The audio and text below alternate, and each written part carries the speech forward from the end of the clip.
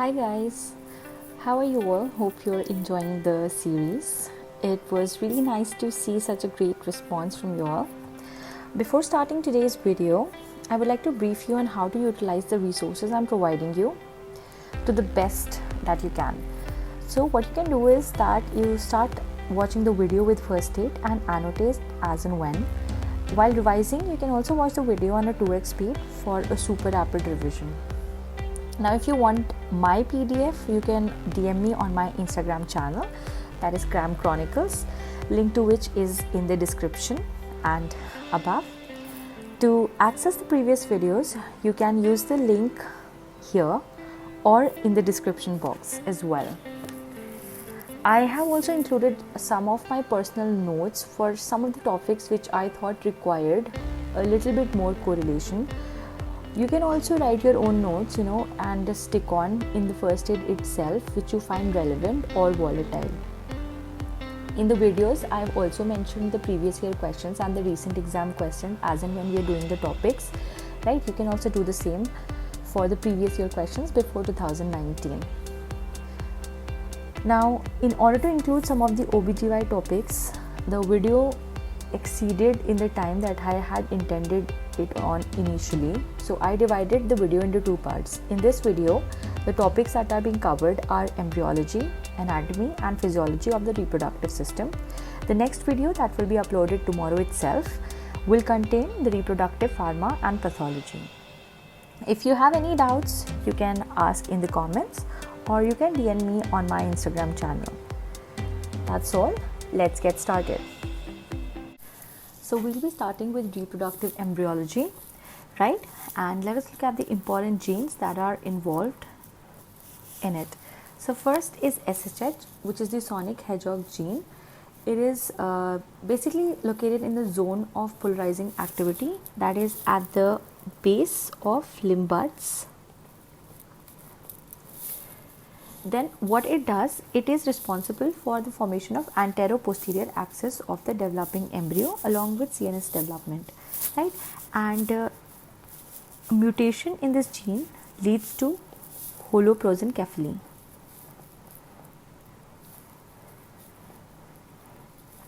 Then next gene is WNT gene.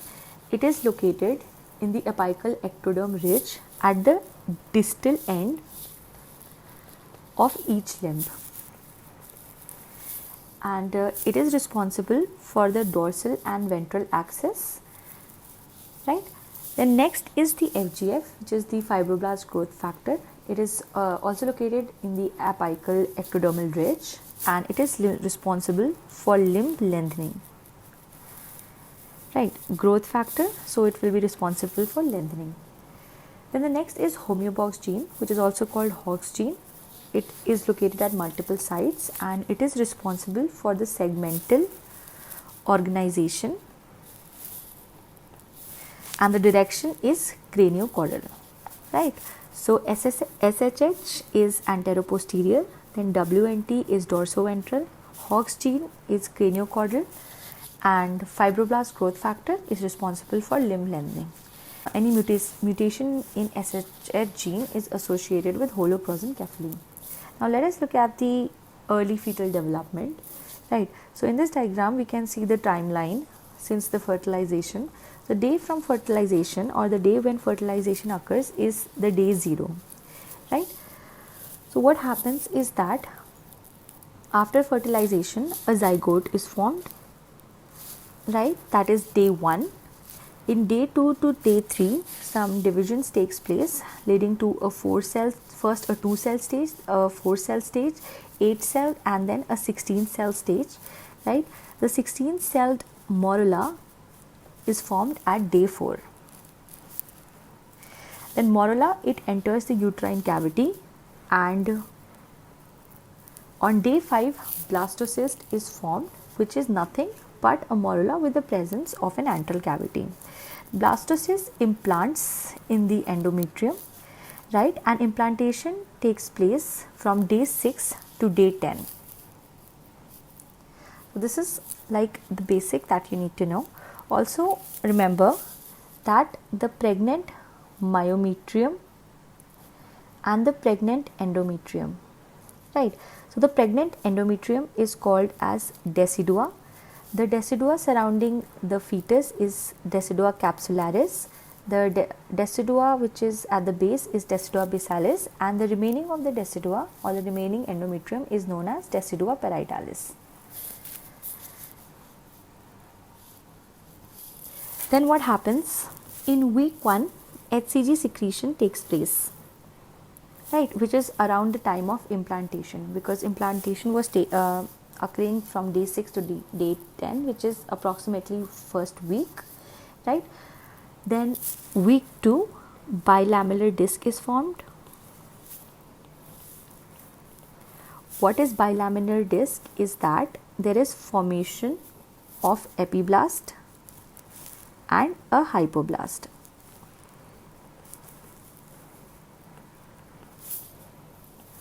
Right, this epiblast, it will later form the ectoderm, and hypoblast forms the endoderm.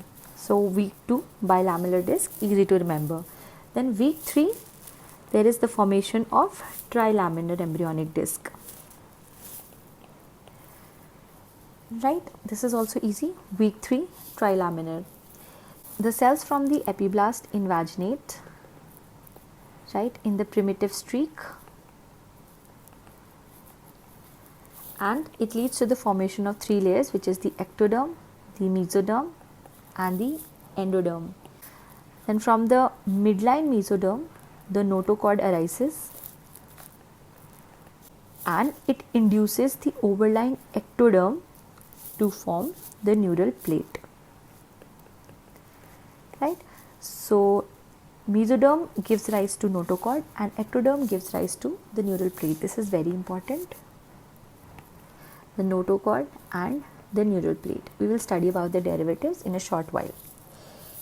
Then the period from week 3 to week 8 is called as the embryonic period, and here what happens is the neural tube is formed from the neuroectoderm. Neuroectoderm, it forms the neural tube, and by 4 weeks there is closure of the neural tube, right? The cranial pore closes at day 25 and the caudal side closes at day 27. If there is a failure of closure of the cranial neural tube, then it leads to the neural tube defects, right? Then let us move ahead to week 4. At week 4 what happens is heart starts to beat, right? So heart has 4 chambers, so at week 4 the heart begins to beat, and also the cardiac activity may be visible on the transvaginal ultrasound by week 4. Then week 5, I haven't mentioned, week 5 gonadal ridge is formed. Then week 6 fetal movement starts, right? Week 7 the Y chromosome contains SRI gene, which leads to the formation of testes, right? This happens at week 7. Then at weeks 8 the genitalia starts having male and female characteristics. By week 10 the internal genitalia can be distinguished, and by week 12 the external genitalia can distinguish whether it is a male or a female fetus, right? Also by week 12 an important thing takes place, which is trophoblast invasion.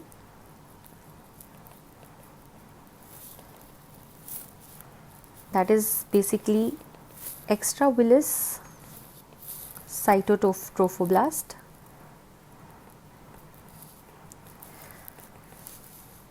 So this invades the spiral artery, that is the maternal spiral artery, by week 12 and the radial artery by week 16.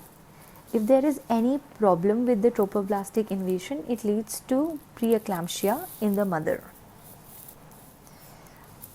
right? Now when does trophoblast differentiation takes place? It happens on day 8, right? The trophoblast divides into cytotrophoblast and syncytial trophoblast. The cytotrophoblast, it will form the chorionic frondosome,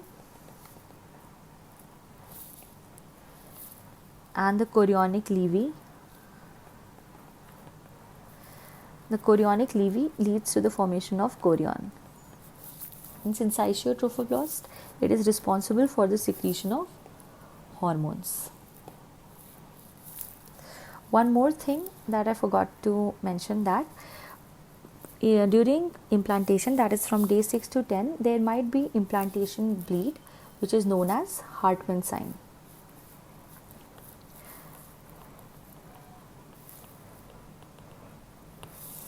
Right? So this is all basically early embryonic fetal development in a nutshell week wise. Right? So week 1 is HCG, week 2, week 3 is easy, bilamellar and trilamellar disc, week 4 is again easy heart, then week 6 is fetal movement, 10 is internal genitalia and 12 is external genitalia. Then at week 5 gonadal ridges form, week 7 there is SRY, gene on Y chromosome, responsible for the formation of testes. Right? Another important facts that are needed to be remembered are neural tube is neuroectodermal, notochord is mesodermal, and neural plate, it is ectodermal in origin. Right? So that is the gist of it. Now let us look at a very volatile topic, like you can include this in your 20th notebook, right? Because it is a very volatile topic, obviously, the embryological derivatives. So first we will study the derivatives from the ectoderm, right? So the derivatives of surface ectoderm are epidermis, then anterior pituitary, that is from Rathke pouch, right? Then the Lel structures, that is lens and the lacrimal and the tarsal gland. Right? Whenever you see an embryological derivative of eye, it becomes important because this is an important question of ophtha.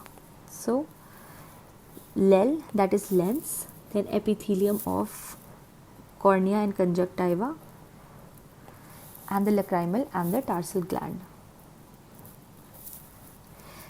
Then we've talked about eye. In ear, the derivatives of ectoderm are the sensory organ, that is the organ of Corti, right? Then olfactory epithelium, then epithelium of the anal canal below the pectinate line. This is also derived from the surface ectoderm. Apart from this, the parotid, the sweat gland and mammary gland.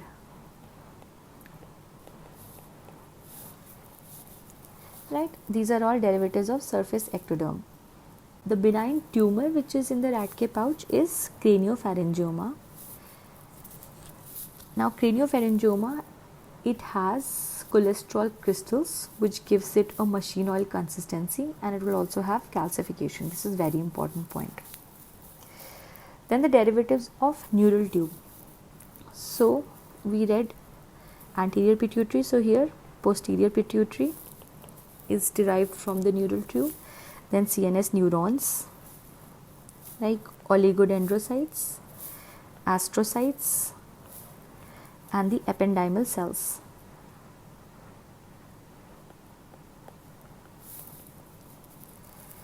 Then the eye derivatives are the retina, the retinal pigment epithelium, optic nerve, iris muscles, that is sphincter pupillae.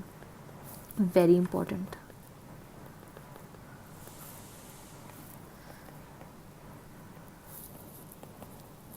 Then next are the neural crest derivatives. There is a mnemonic to remember it, which is Elmo passes.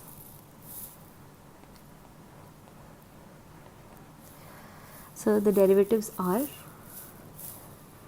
enterochromaffin cells, the leptomeninges, which is the arachnoid and the pia mater, then melanocytes, odontoblast, PNS ganglia, Then adrenal medulla. This is important. This has been asked multiple times. Next, Schwann cell. Then spiral membrane, which is the aorticopulmonary septum.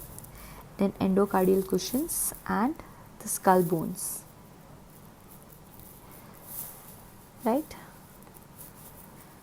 This is also important, odontoblast. Next, we'll study about the mesoderm, that is the derivatives of the mesoderm. So basically the mesenchymal structures like bones, muscles and connective tissue are derived from it, right? Then Mullerian duct and Wolffian duct are again its derivatives. Apart from that, the serous lining of body cavities like the peritoneum, pleura and pericardium are all mesodermal derivatives. Spleen, this is very important, it develops from the foregut mesentery. Cardiovascular structures, lymphatic and bloods. Then upper 2/3 of vagina, because it is derived from the Mullerian duct, right? Then adrenal medulla was the derivative of neural crest cells, so adrenal cortex will come here. It is a derivative of the mesoderm. Then dermis, right, the gonads, that is the testes and ovary. The meninges, that was left, dura mater. Leptomeninges was the derivative of neural crest cells, right? So dura mater again becomes important. Then tracheal cartilages, because cartilage is again a mesenchymal structure, right? Then what happens is that notochord, it induces ectoderm to form the neuroectoderm, that is a neural plate, right? So neuroectoderm,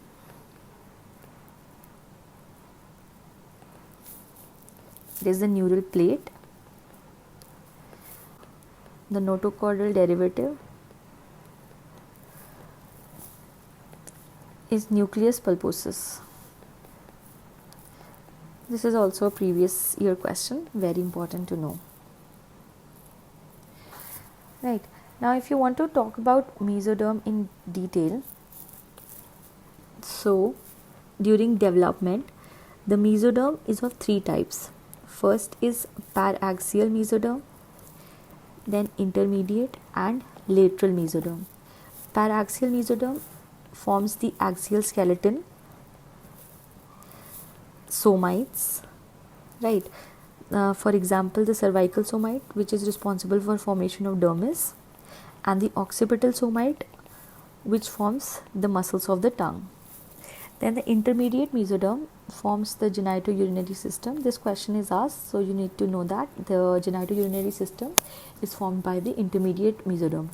And the lateral mesoderm, this is responsible for the reticuloendothelial structures like spleen. Then let us look at the derivatives of the ectoderm, right? So what is left? First is anal canal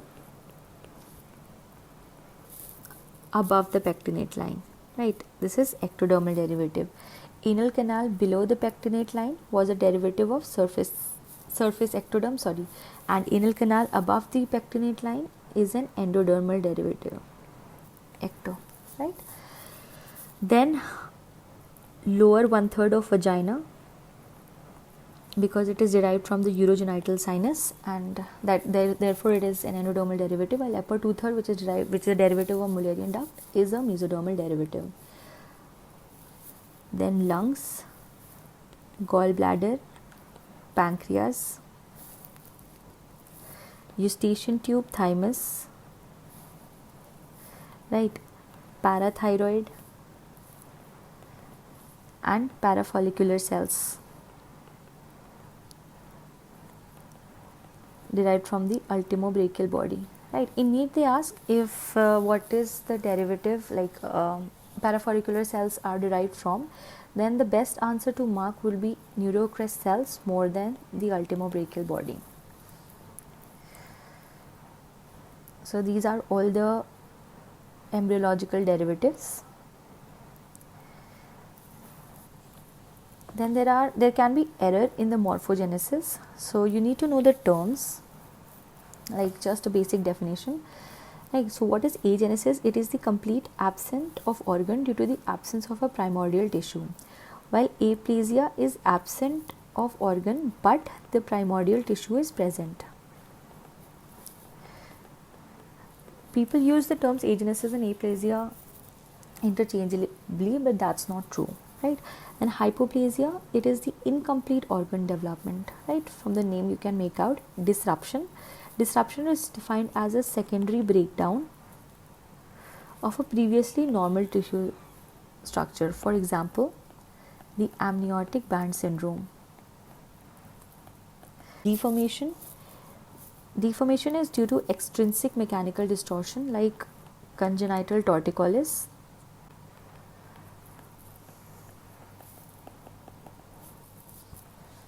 Right, and this basically occurs post embryonic period. Malformation, it is the intrinsic developmental defect and this occurs during the embryonic period. So malformation is occurring during the embryonic period and deformation is occurring post embryonic period. And sequence, it is the abnormalities that result from a single embryological event. For example, oligohydramnios leading to renal agenesis. This is the famous Potter's sequence.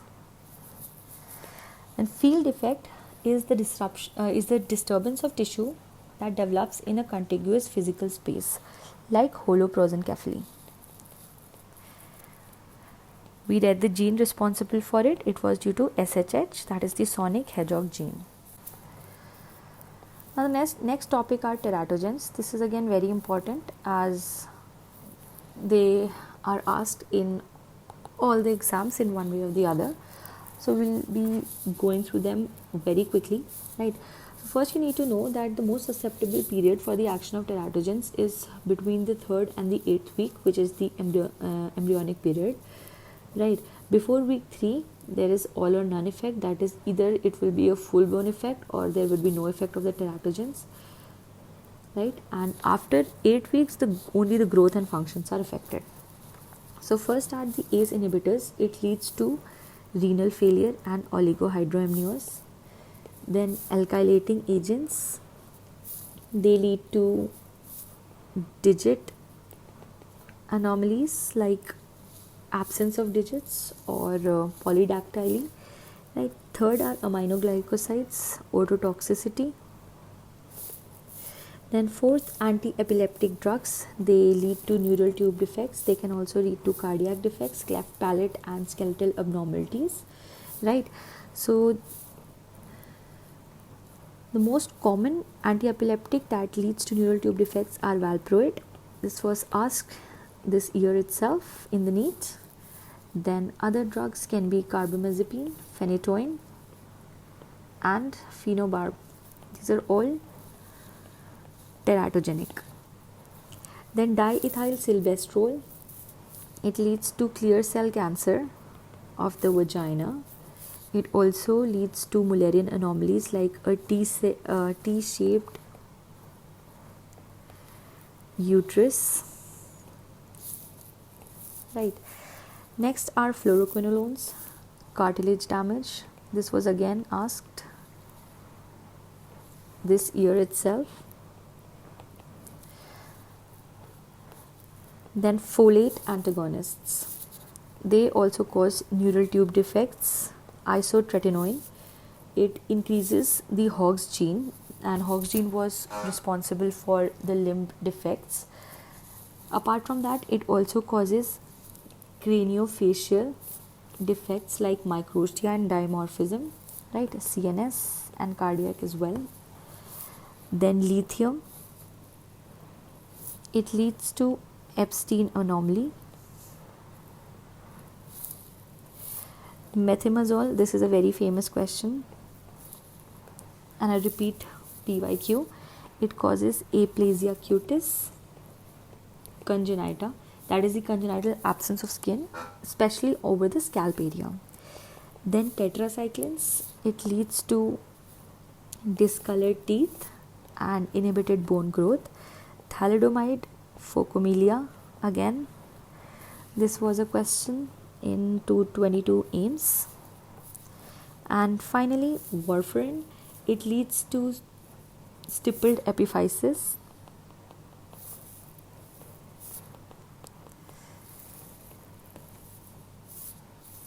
optic nerve atrophy, and fetal cerebral hemorrhage, right? So this is an important table. Then some substance use which are teratogens. Alcohol, it causes fetal alcohol syndrome, right? And it is one of the leading preventable cause of intellectual disability in newborns. The baby will have facial abnormalities, microcephaly, developmental delay. The facial abnormalities include a smooth philtrum. Here you can see smooth philtrum, a thin vermilion border, and small palpebral fissure. There can be limb dislocations and also heart defects. Then lung heart fistula, prosencephaly, holoprosencephaly may also occur in severe cases due to the impaired migration of the neuronal and the glial cells. The next is cocaine. It leads to placental abruption, IUGR, low birth weight, and preterm babies. Right? Why? Because it causes vasoconstriction, hence there will be impaired supply to the fetus leading to abruption and IUGR, also low birth weight. Smoking, again, it causes vasoconstriction leading to low birth weight, preterm labor, IUGR. Then other substances are iodine, either lack or abscess, leads to congenital hypothyroidism or the cretinism. Then diabetes in pregnancy, it can lead to caudal regression syndrome. Then cardiac defects, the most common is VSD. Then neural tube defects can also occur due to diabetes in pregnancy, macrosomia, neonatal hypoglycemia, right, polycythemia, and even neonatal respiratory distress syndrome. Methyl mercury, it leads to neurotoxicity. And X-rays, they lead to microcephaly and intellectual disability. So while performing X-rays in a pregnant, you can always give the abdominal shield to the mother. Also, there is the question that was asked last year, that is in 2021, that what will you do or advise to a mother who has been exposed to X-rays? So your advice will be to continue the pregnancy, as the radiation from the X-rays is very little. It is around 0.01 millisieverts, right? So this will not lead to any harm in the fetus if there is just a single exposure of the X-rays, right? So that was all about the teratogen. Moving to the next topic, which is the placenta. So placenta is the primary site of exchange of nutrients between the mother and the fetus. The fetal component of placenta is formed by the cytotrophoblast and the syncytiotrophoblast, which is basically formed from the trophoblast on day 8. Cytotrophoblast forms the inner layer of the chorionic villi, while the syncytiotrophoblast forms the outer layer of the chorionic villi. Then it is further of 3 types: primary, secondary, and tertiary. Primary villi is formed by 13 weeks.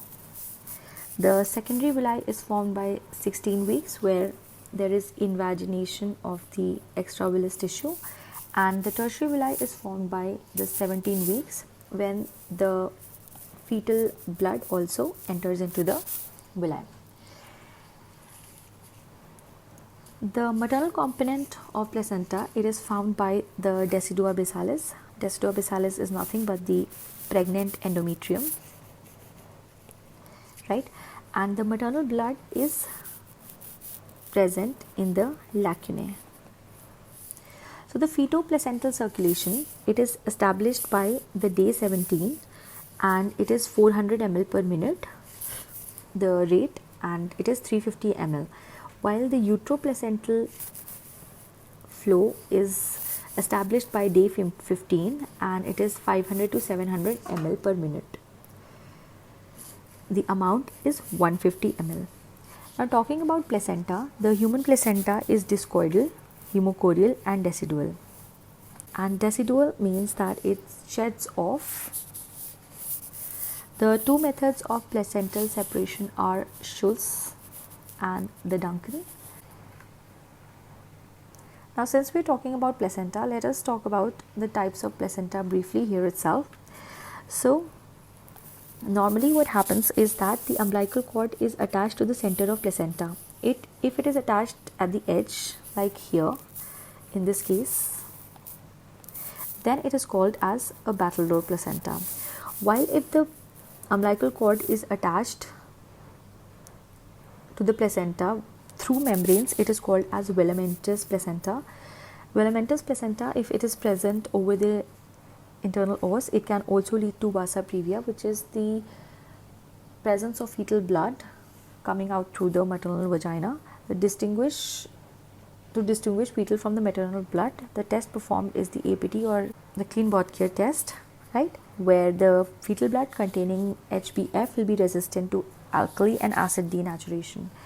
Then accessory placenta can be of two types. First is placenta succenturiata, where we can see there is a small lobe along with a bigger lobe, right, and bilobata, where both the lobes are of equal sizes. So here you can see placenta bilobata and placenta succenturiata. So what happens is that with these two there is chance of retained placenta, and it can lead to PPH after delivery. This is also a repeat question.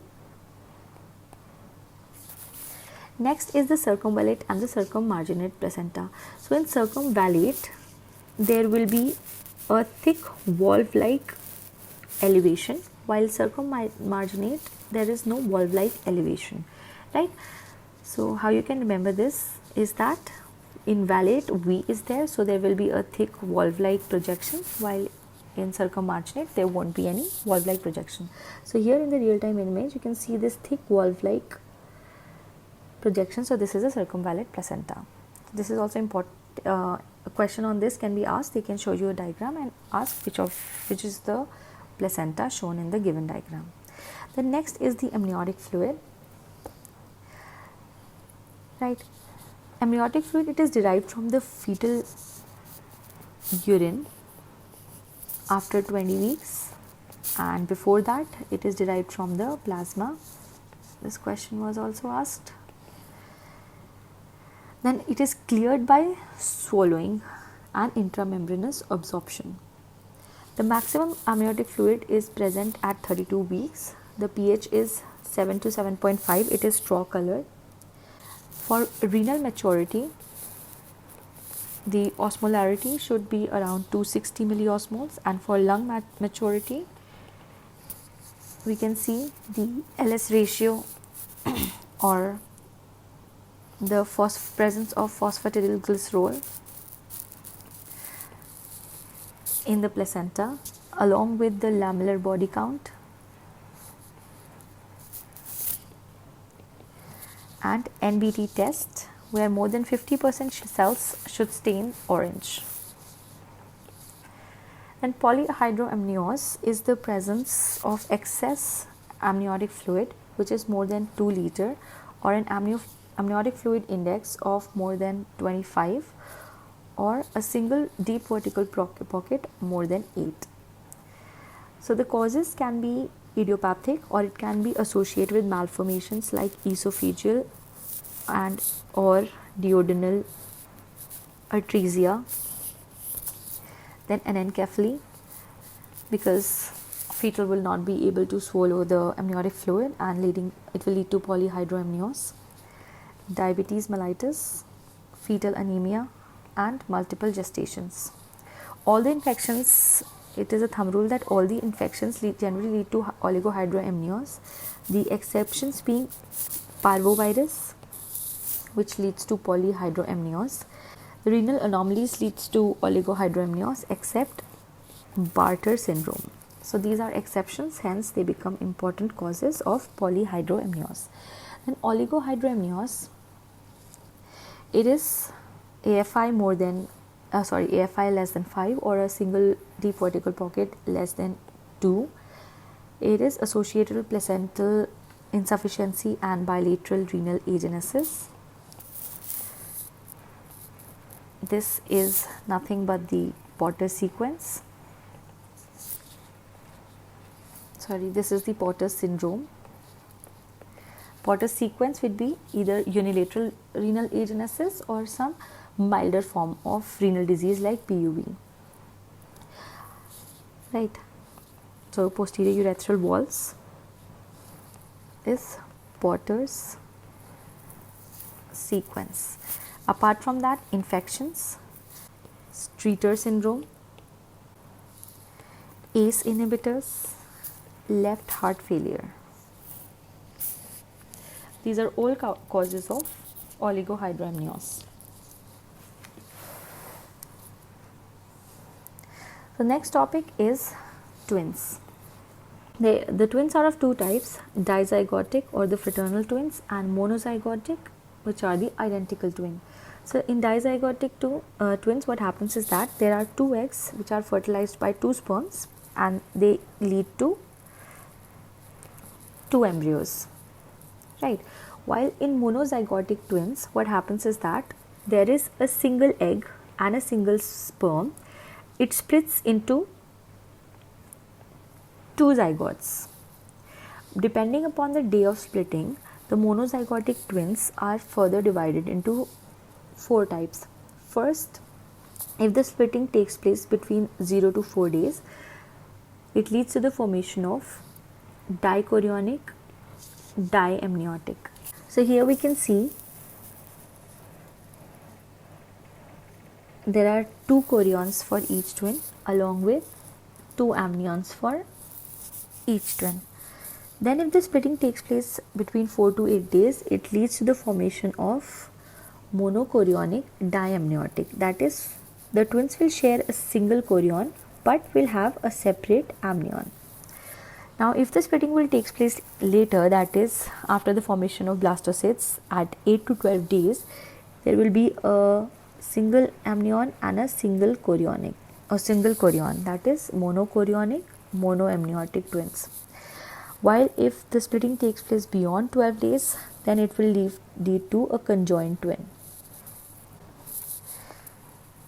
Now there are two terms which are very important and they have been asked in recent years, so you need to know. First is superfecundation and second is superfetation. So superfecundation is two ova, two sperms in the same menstrual cycle, while superfetation is two ova fertilized by two sperms in different menstrual cycle. So how do you remember this? Fetation, like there are two T's, so two menstrual cycles. Superfetation is not possible in humans. Superfecundation was the question that was asked, where it was given that one baby was black and one baby was white. So what is the process? The twins that are formed are due to superfecundation.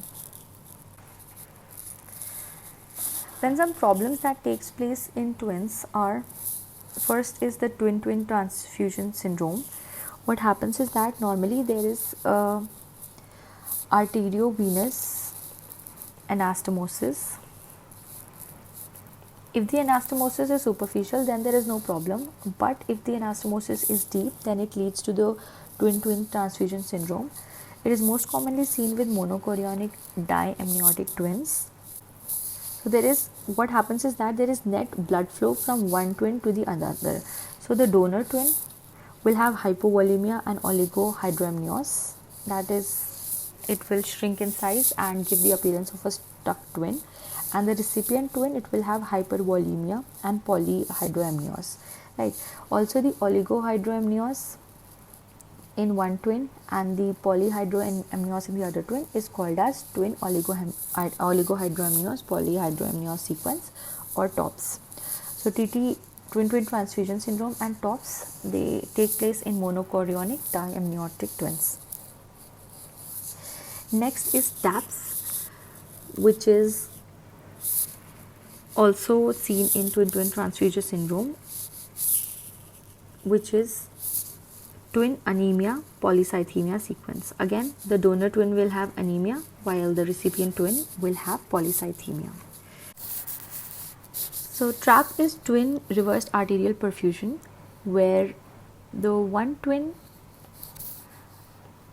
performs the blood circulation for both the twins, that is, one twin is cardiac and the other twin is acardiac, right? So these are all the complications of dichorionic diamniotic twins. For twin transfusion syndrome, the Quintero staging is done. This is very important. So it has 4 stages. Stage 1 is oligohydramnios in one and polyhydramnios in other, but the bladder is visible. In stage 2, the bladder is not visible. In stage 3, the Doppler of MCA would be showing more than 1.5 MOM PSV. Stage 4 is hydrops, and stage 5 is IUD, that is intrauterine death. Then in monochorionic monoamniotic twin, the complications are fetal entanglement or cord entanglement. If there is twin transfusion syndrome, then the pregnancy should be terminated between 34 to 37 weeks, while if there is presence of IUD, then at 34 weeks itself the termination of pregnancy should be done. The next topic is umbilical cord. So umbilical cord is 30 to 100 centimeters in size. There are 2 umbilical arteries and 1 umbilical vein, that is the left umbilical vein, right? The mnemonic is that left is left. 1 umbilical vein, it supplies the oxygenated blood, while the 2 umbilical arteries carries the deoxygenated blood from the internal iliac arteries of the fetus to the placenta. The umbilical cord, it contains the folds of Hoboken, and there are hurtles anastomosis, right? This is the cross section of an umbilical cord side by side with this histo. So you can see there are 2 umbilical arteries, 1 umbilical vein, then Wharton's jelly and allantois, and it is covered by the amnion. Here again, the umbilical artery, allantois, umbilical vein, amnion, and the Wharton jelly. In case of a single umbilical artery, it is associated with congenital anomalies like CVS and renal defects, and chromosomal anomalies like trisomies. Also, the umbilical arteries are derivatives of allantois. Then uricus. The allantois, it becomes uricus, which is a duct between the fetal bladder and the umbilicus. So this is the umbilicus and the bladder. What happens is that after birth, it obliterates and forms the medial umbilical ligament, which is covered by the medial umbilical fold of the peritoneum. Now, if it remains patent, what happens is that there will be urine discharge from the umbilicus. A partial failure of obliteration leads to the formation of a urachal cyst, and the cyst may become infected and present as a swelling which is below the umbilicus. Then vesico-urachal diverticulum, there is a slight failure of urachus to obliterate and it leads to the formations of bladder outpouchings. Vitelline duct, which is also called as the omphalomesenteric duct, it connects the yolk sac to the midgut lumen. Right, it obliterates during the 7th week of development. So, if there is a patent vitalointestinal duct, it leads to a vitelline fistula, and there will be meconium discharge from the umbilicus, right, because it is a communication between the gut and the umbilicus. While if there is slight failure of vitelline duct to obliterate, it leads to outpouching of the ileum, which is called as the Meckel's diverticulum. Meckel's is a true diverticulum. It is usually asymptomatic and it contains heterotopic tissues, that is the gastric tissue or the pancreatic tissue. And this question was asked this year in NEET. Right? Patients with Meckel's diverticulum may also complain with hematochezia and abdominal pain. This is a gross of the Meckel's diverticulum. You can see the ileum and here an outpouching is present.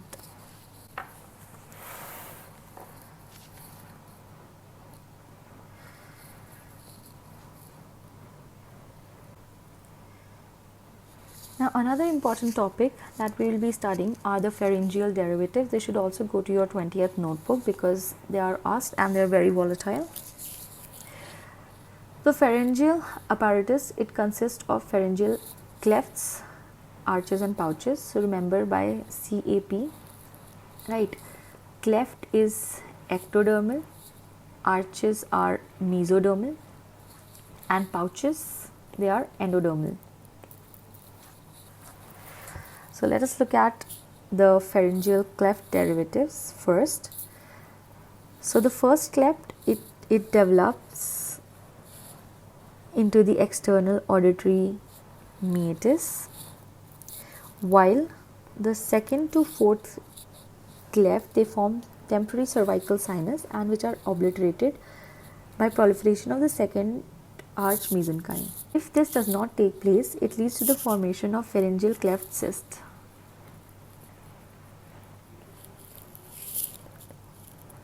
Which is a persistent cervical sinus and it presents as a lateral mass which is anterior to the sternocleidoid muscle. This would be a pharyngeal cleft cyst. It can be differentiated from the thyroglossal cyst, which is a midline structure. Right? Remember that this is present at the junction of upper and middle 1/3 of the sternocleidomastoid muscle. And the pharyngeal arch derivatives.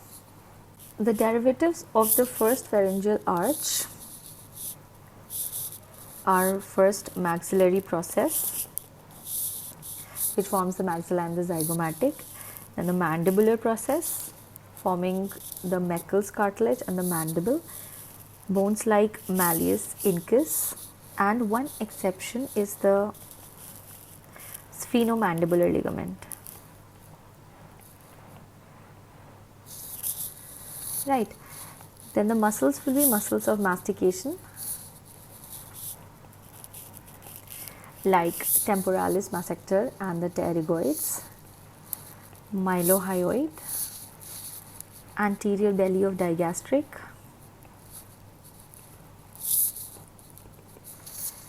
tensor tympani and tensor veli palatini.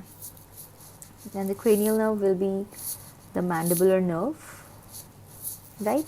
So the first pharyngeal arch will have the structure starting with M, maxillary, mandibular, malleus incus, mastication, mylohyoid, then anterior belly of digastric, tensor palatini, tensor veli palatini and tensor tympani. The second pharyngeal arch derivatives are the Reichert cartilage that forms stapes, styloid process, lesser horn of hyoid and the stylohyoid ligament. Muscles are muscles of facial expression like rhizorius. This question was asked this year itself. And stapedius, stylohyoid, platysma, and what was left from anterior belly, posterior belly of digastric. The nerve would be, again, very easy, cranial nerve 7. Then the derivatives of third pharyngeal arch would be what is left from the hyoid is the greater horn of hyoid, and one exception of the stylo-valley muscle, that is the stylopharyngeus. Cranial nerve is cranial nerve 9. Fourth and sixth pharyngeal arch derivatives are the muscles of the pharynx and the larynx, like arytenoid, cricoid, corniculate cuneiform, thyroid. The muscles of the pharynx are formed from the fourth arch, which are the constrictors, cricothyroid, and levator villi palatini.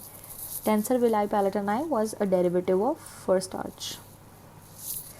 Then sixth arch would give rise to muscles of the larynx, that is all the intrinsic muscles except the cricothyroid, which is derived from the fourth arch. The nerve is 10th nerve, that is the superior laryngeal nerve, while for sixth arch it is the recurrent laryngeal nerve. Therefore, it becomes important that the cricothyroid is the only nerve in the larynx that is supplied by the superior laryngeal nerve. Then pharyngeal pouch derivatives.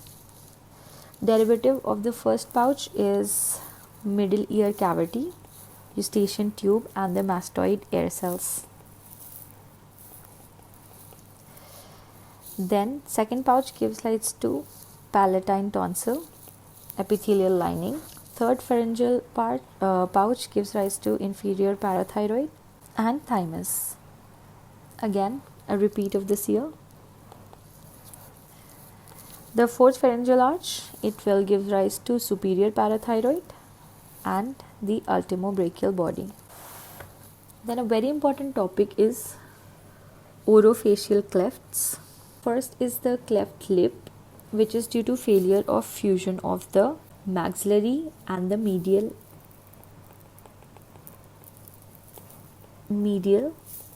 nasal process. This is the maxillary process and this is the medial nasal process, the failure of fusion of which would lead to the formation of a cleft lip. Cleft palate is due to the failure of fusion of the two lateral palatine shelves or lateral palatine shelf with nasal septum. These are the palatine shelves and this is the nasal septum. If these do not fuse, it gives rise to the formation of cleft palate. What is very important is to know the timing of surgery of cleft lip and cleft palate. In case of bilateral cleft lip, the surgery is performed at 4 to 5 months, while for unilateral cleft lip, the surgery is done at 5 to 6 months. In case of soft palate, the reconstructive surgery is done at 6 months, and in case of hard palate, the surgery is done at 15 months.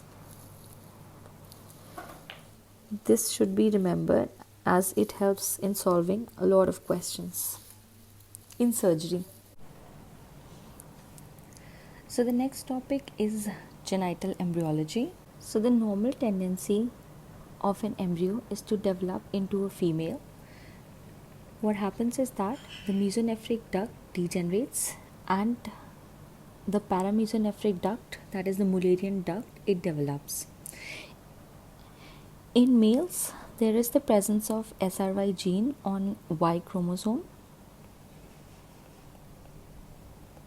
which leads to the production of testis determining factor, leading to the formation of testes. Then at 7 weeks, the Sertoli cells they secrete Mullerian inhibiting factor. It is also known as anti-Mullerian hormone. This is responsible for the suppression of the Mullerian duct. At 8 weeks, the Leydig cells, they secrete androgen that stimulate the development of the Wolffian duct. This question was asked again this year, that what is responsible for testosterone secretion in the male fetus. Basically, the factor leading to testosterone secretion are the Leydig cells, and Leydig cell is stimulated by LH or beta HCG secreted from the placenta.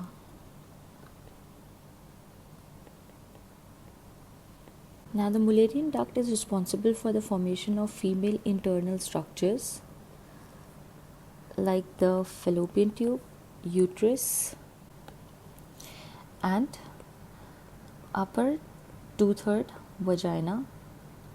Remember that the lower one-third is formed from the urogenital sinus.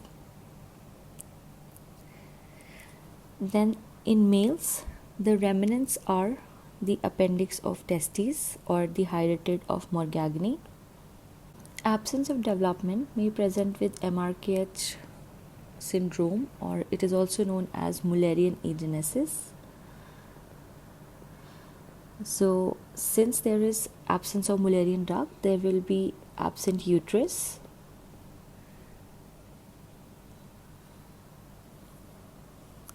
leading to primary amenorrhea, but the secondary sexual characteristics are normal.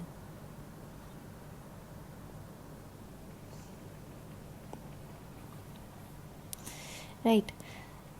Then Wolffian duct, it develops into the male internal structures, that is remembered by the formula CET, that stands for seminal vesicle, epididymis, ejaculatory duct, and ductus deferens. In female, the remnant is Gartner duct, epoophoron, and paraoophoron. Gartner duct is a caudal remnant of the Mullerian duct.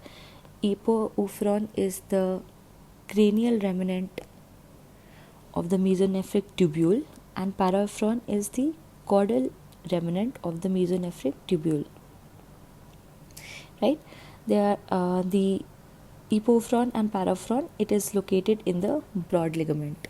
Also, one important point to know is that the Mullerian duct remnant is appendix of testes, while the Wolffian duct leads to the development of appendix of epididymis.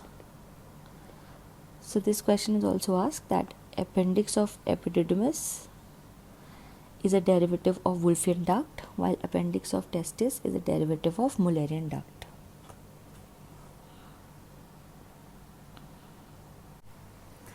So to summarize it, we can see that at 6 weeks the gonads are undifferentiated. The natural tendency is to form into a female. So if the chromosome or the karyotype is XX, then there is no SRI, so ovaries will be formed. Ovaries lead to the secretion of estrogen and testosterone. Estrogen forms the female external genitalia, that is clitoris, labia, and the distal vagina, and the secondary sexual characteristics, that is the development of the breast. While also the paramesonephric or the Mullerian duct is stimulated, which leads to the formation of internal genitalia, that is fallopian tubes, uterus, proximal vagina, and testosterone is responsible for the formation of pubic and axillary hair. Now, if the karyotype is XY, that is SRY gene is present on the Y chromosome, it leads to the formation of testes. The testes secrete Leydig cells and Sertoli cells. The Leydig cells will lead to the formation of testosterone. The testosterone will stimulate the formation of the male internal genitalia by the mesonephric or the Wolffian duct. Also, testosterone is converted by 5 alpha reductase into dihydrotestosterone, which forms the male external genitalia. The internal genitalia is formed at 10 weeks, which is the seed structures, and at 12 weeks the external genitalia is formed, that is the penis, scrotum and the prostate. Also, testosterone is responsible for the secondary sexual characteristics, that is pubic hair, axillary hair, along with increase in penis size and the growth spurt. Now, the next cell that is present is the Sertoli cell. Sertoli cell leads to the formation of Mullerian inhibiting substance, which leads to inhibition of the paramesonephric duct in the males, and the remnant is formed, which is the appendix of testes. So how do you remember this? Is that Leydig cells lead to male and Sertoli cells shuts down female. If there is absence of Sertoli cells or there is a lack of Mullerian inhibiting substance, what will happen is that both male and female external genitalia will develop, but the gonads will be streaked gonads. Another congenital abnormality is 5-alpha reductase deficiency. In 5-alpha reductase deficiency, so what happens is that testosterone will not be able to convert into dihydrotestosterone. That is, the internal genitalia will be male while the external genitalia would be ambiguous, right? Because dihydrotestosterone was responsible for the external genitalia, but internal genitalia was formed by the testosterone itself.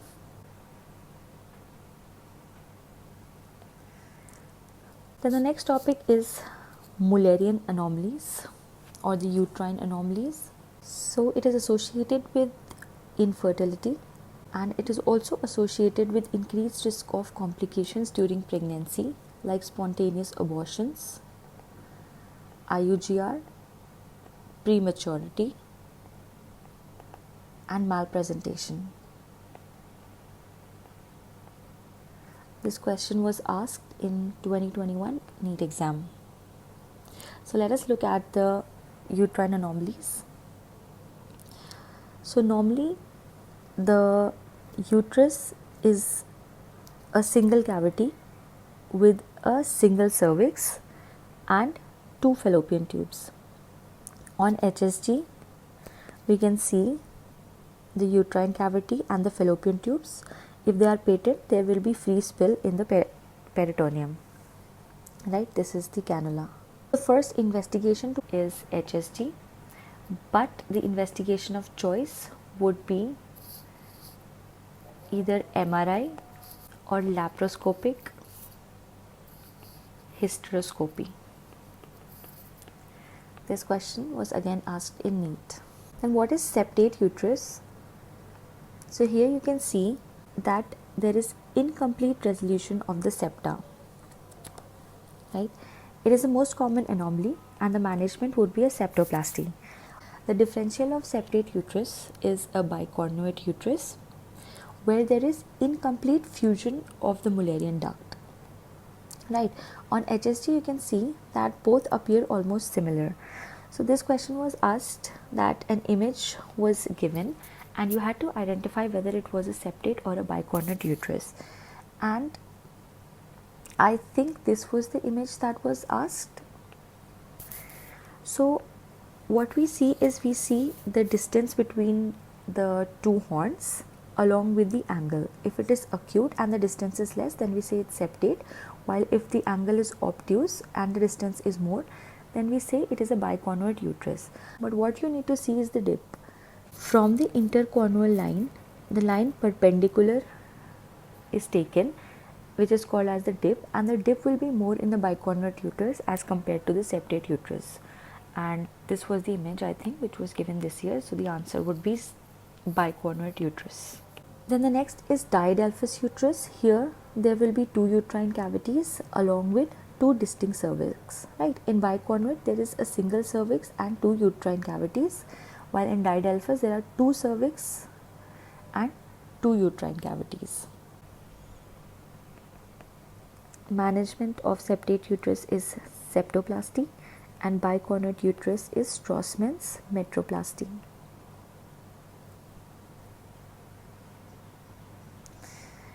Then next are homologous organs, which is also very important. So we have the genital tubercle, the urogenital fold, and the labioscrotal swellings.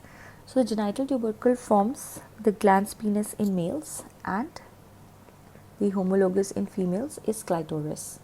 In urogenital fold, it leads to the formation of ventral shaft of penis, and the homologous in female is labia minora.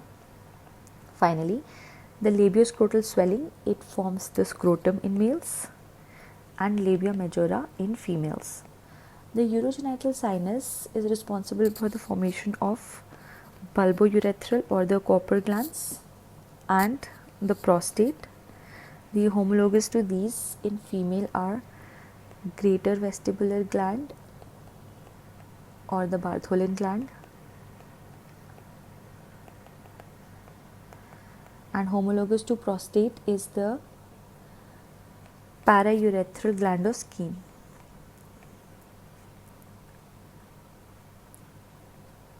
The next topic are the congenital penile abnormalities. So first is hypospadias. It is the abnormal opening of the penile urethra, which is in the ventral surface, right? Why it happens? Due to the failure of urethral folds to fuse. It is more common and it is associated with inguinal hernias, crypt orchidism, and cordy. Right? Cordy is the downward bending of the penis. It can also be seen in patients with 5-alpha reductase deficiency. Right. So if you talk about hypospadias, they are basically characterized into 3 types: the distal hypospadias, midshaft hypospadias, and the proximal hypospadias. So most common are distal hypospadias, which is the glandular, and it is a mild type, while the most proximal, that is the perineal hypospadias, it is associated with severe cordy. Right. For management, in case of proximal hypospadias, the surgery is Thiersch-Duplé or Dennis-Brown surgery, which is a 2-stage procedure. Midshaft, Snodgrass, which is a single stage procedure, and for distal as well, a single stage procedure surgeries like Mustardi, Matthew, and Tip can be performed. You just need to go through the names, not needed to learn them, but they can be asked as a single one-liner question. The most common complication of the hypospadia surgery is urethrocutaneous fistula. Right. Then what is the principle of correction? That first, this is very important, this can be asked. First, orthoplasty is done, that is cordy correction. Second is urethroplasty. Third is granuloplasty, that is the glans is reconstructed. And finally, scrotoplasty is done. Next is epispadias. It is the abdominal opening of the penile urethra, but it is on the dorsal surface. Why it happens? Due to faulty positioning of the genital tubercle. Right, so how do you remember this? It is on top, so it is due to tubercle. Hypospadias is under, so the problem is with urethral folds. Associated with extrophy of bladder, and an image of bladder extrophy was given this year. Then talking about the descent of testes. So the most important factor for descent is the differential growth of abdominal wall.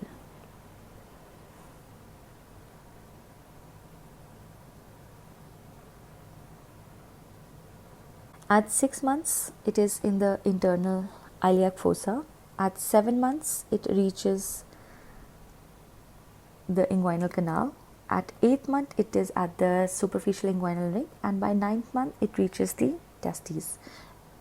The inguinal canal is the most common site for undescended testes, and the superficial inguinal ring is the most common site for ectopic testes. Other factors that helps in descent are gubernaculum, which is a cord-like fibrous tissue that anchors the testes in the scrotum. Female, it is the ovarian ligament and the round ligament. Then processus vaginalis. It is an evagination of the peritoneum and in males forms the tunica vaginalis. If it remains patent, it leads to the formation of hydrocele. In females, processus vaginalis is obliterated. Undescended testes, the investigation of choice is a diagnostic lab, right? So what happens is that if no vessels are felt at the deep inguinal ring as well, then it is called as a vanishing testes, and it is usually due to intrauterine torsion.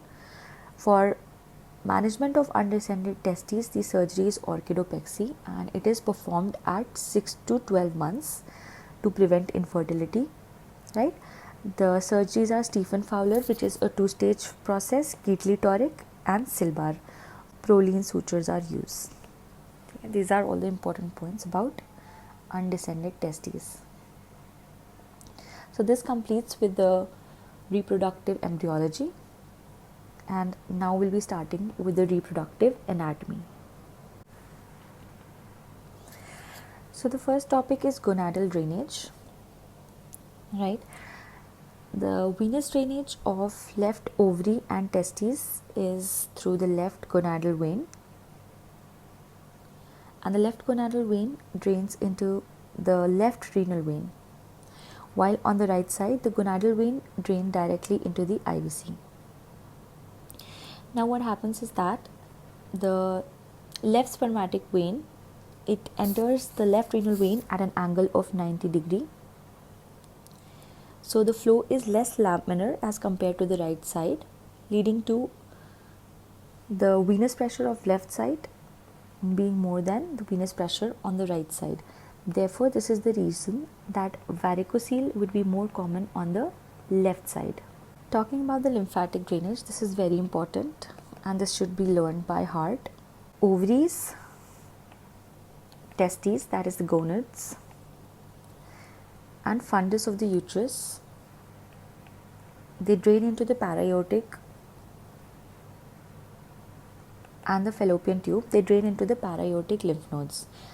The body of uterus, cervix, and the superior part of bladder drain into the external iliac lymph nodes. Then prostate, cervix, and proximal vagina, they drain into the internal iliac lymph nodes. Distal vagina, vulva, scrotum, and distal anus drains into the superficial inguinal lymph nodes. And finally, clitoris and glans, they drain into the deep inguinal lymph nodes. Very important. These are known as lymph node of Cloquet or Rosenmuller. So if you see, cervix drains into Hope lymph nodes, that is hypogastric or the internal iliac, then obturator, paracervical, and external iliac. So it drains into both the internal and the external iliac, and obturator is the most common drainage.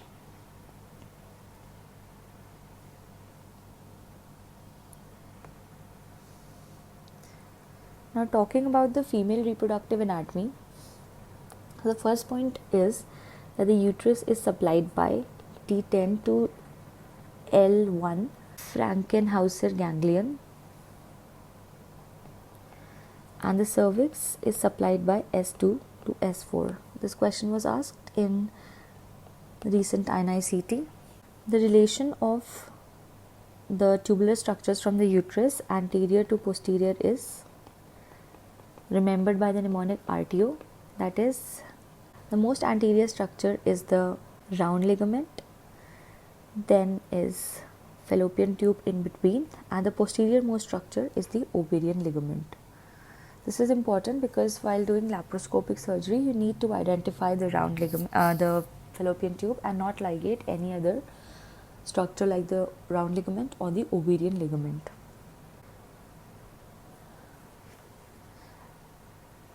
Then the ligaments are first the infundibulopelvic ligament, which is also known as the suspensory ligament. It connects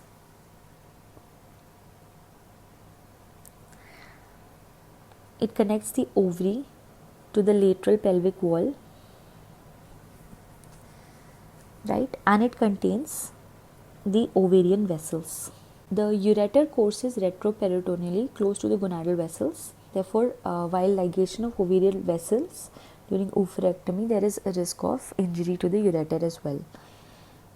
Then the next is the cardinal ligament. It is also called as the transverse cervical ligament. It forms the primary support of the uterus. What it does is that it is responsible for attachment of cervix to the lateral pelvis wall, and it contains the uterine vessels, ovarian vessels in infundibulopelvic ligament and uterine vessels in the cardinal ligament. This is easy.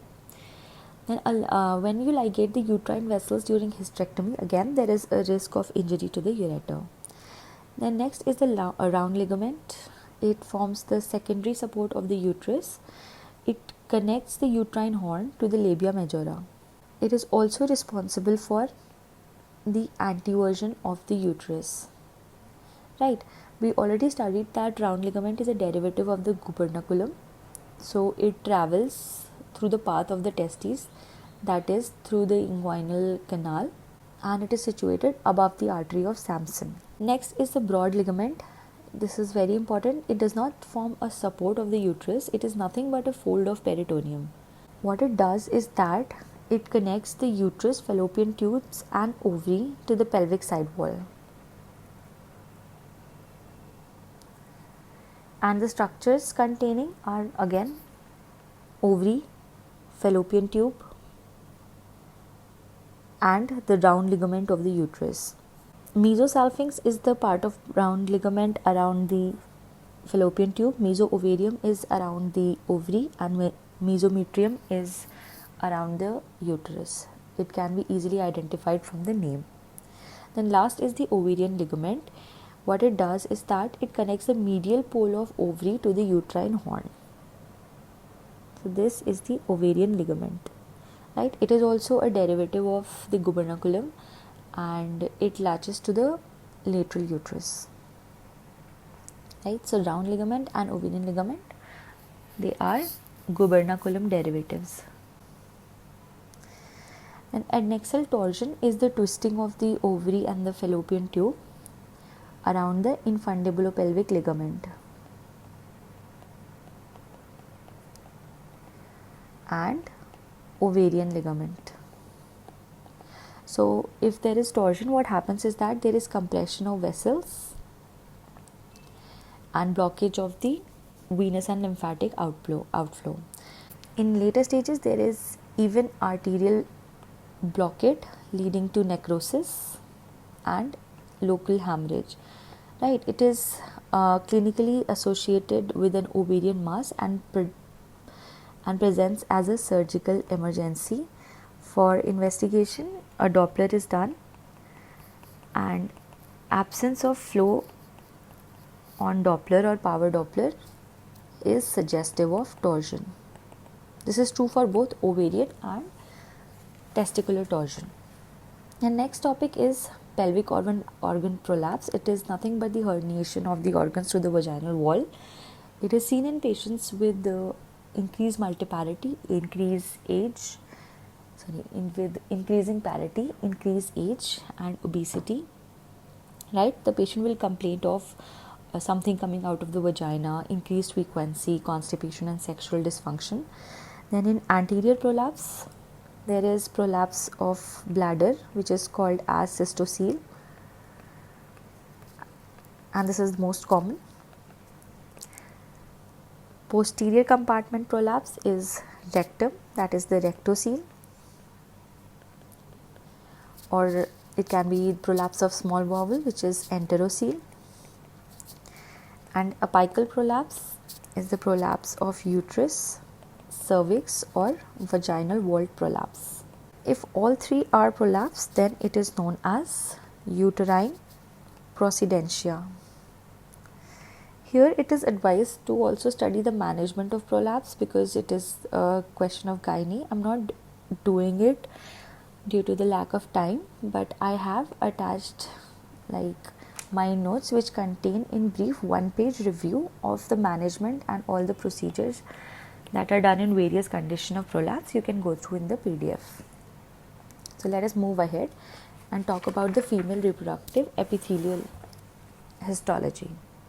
Right, so you all know that vulva, it is stratified squamous epithelium, and vagina is also stratified squamous epithelium, non-keratinized.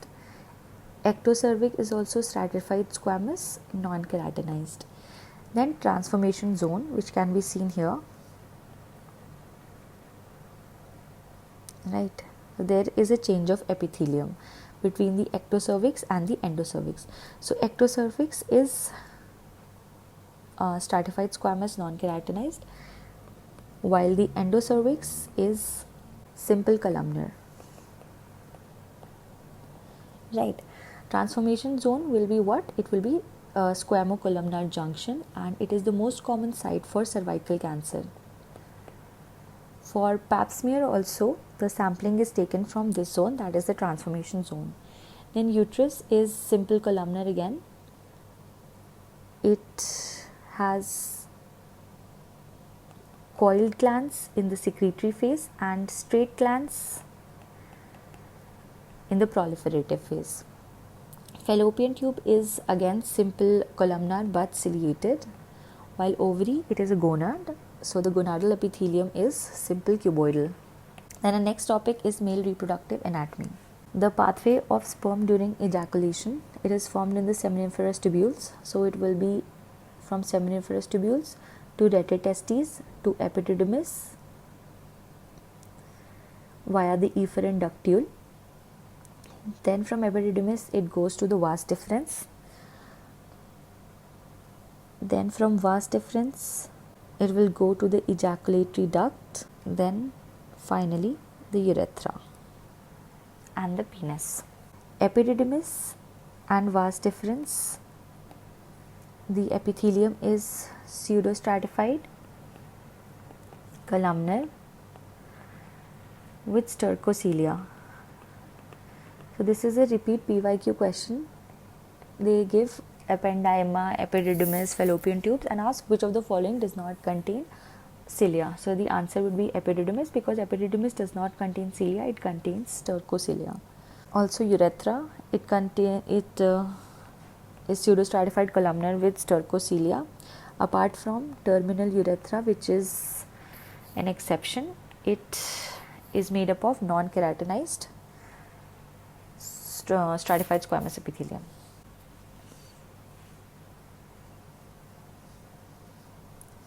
Looking at the cross section of the penis, so from outside to inside, first is the skin, then superficial fascia, which is the dartos fascia, and deep fascia, that is the buccal fascia, and finally you have the tunica albuginea.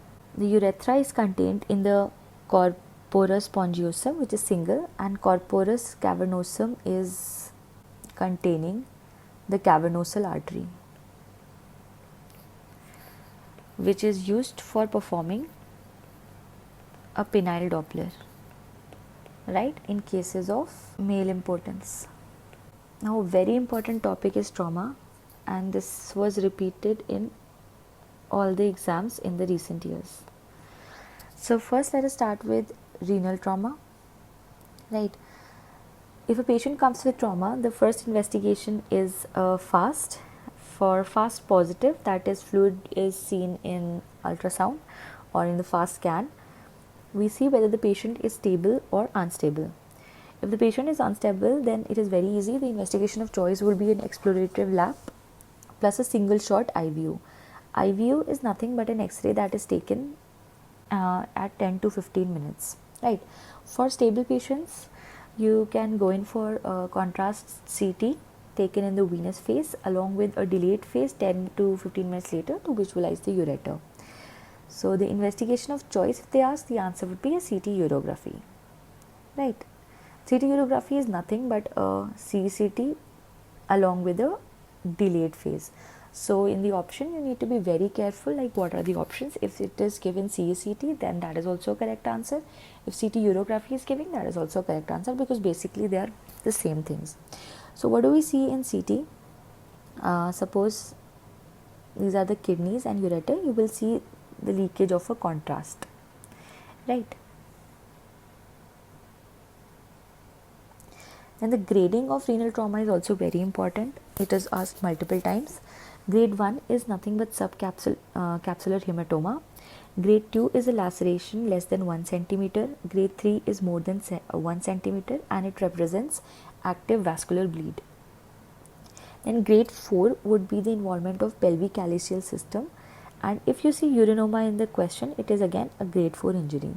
For management of urinoma, just insert a pigtail catheter and after 2 weeks DJ stent can be placed, right? Next, grade 4 injury can be injury of segmental renal artery, and also bleed beyond peritoneal space would constitute a grade 4 injury. Grade 5 is devascularization or a shattered kidney, and there will be no contrast opacification of the kidneys. This is very easy.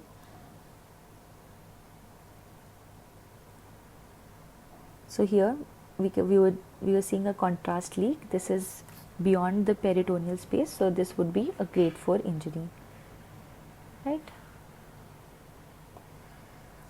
Then bladder injury. Bladder and ureter injuries are asked in every exam, right? So first is a bladder injury. For bladder injury, again, the investigation of choice is a CT urography. Bladder trauma is of two types: extraperitoneal bladder rupture and intraperitoneal bladder rupture. So if the tear is at the dome of the bladder, then it will lead to extravasation in the peritoneum, which is called as the intraperitoneal rupture. The management is laparotomy, and it is done in 2 layers. The suture used is a Vicryl suture, right? Also remember that round body needles is used while performing anastomosis of sensitive structures like bladder and ureter. Then next is the extraperitoneal bladder rupture. It is most common. It is associated with secondary pelvic fractures, right?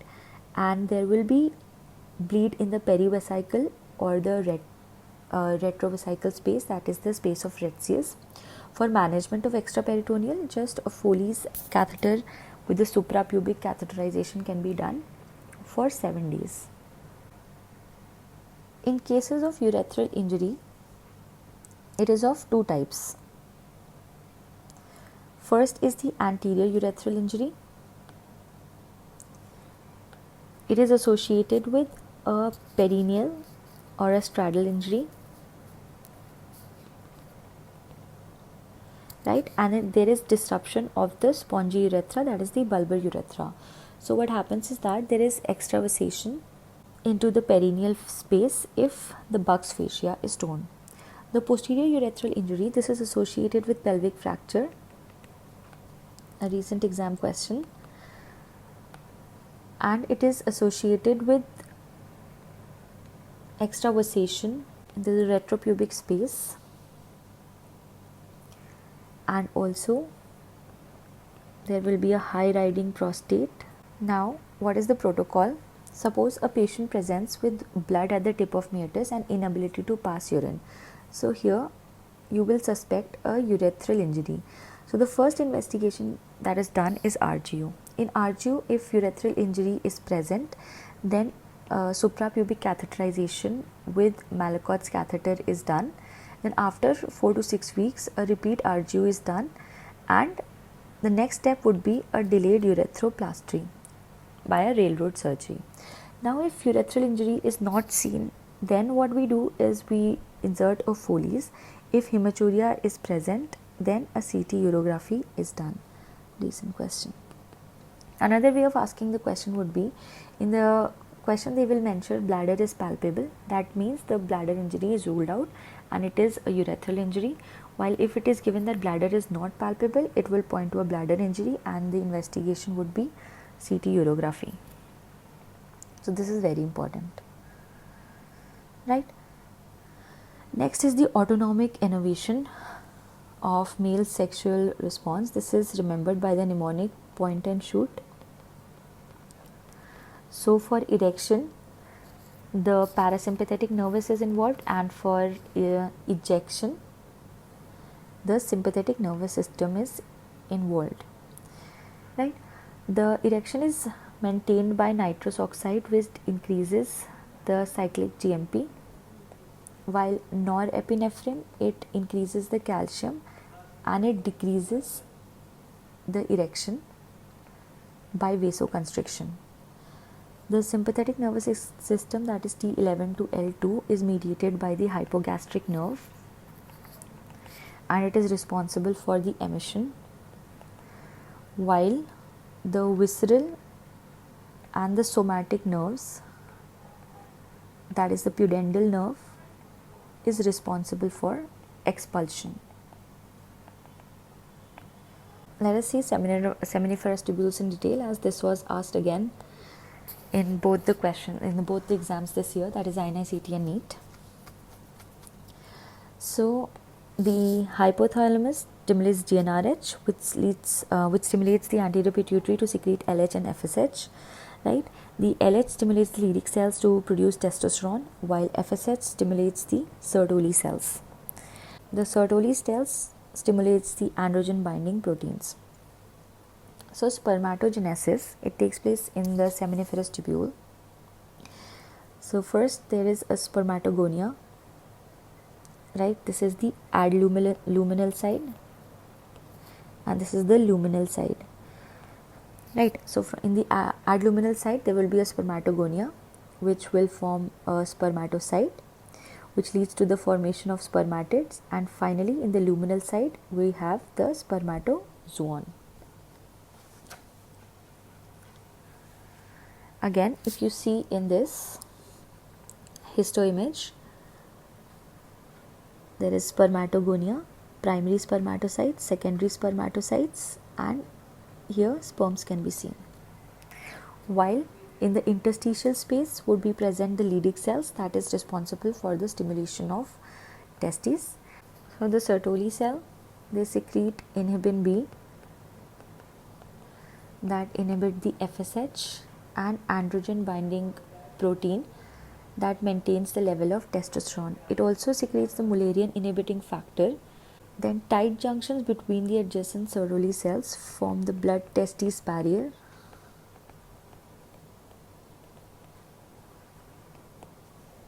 Right, Sertoli cells are responsible for the support and nourishing of the spermatozoa, and it helps in regulating the spermatogenesis. It is temperature sensitive, that is, it decreases the sperm production by increasing the inhibin B when there is an increase in temperature. It also converts the testosterone to estrogen via aromatase, and it is said to be a homologous of the granulosa cells in females. Then Leydig cells,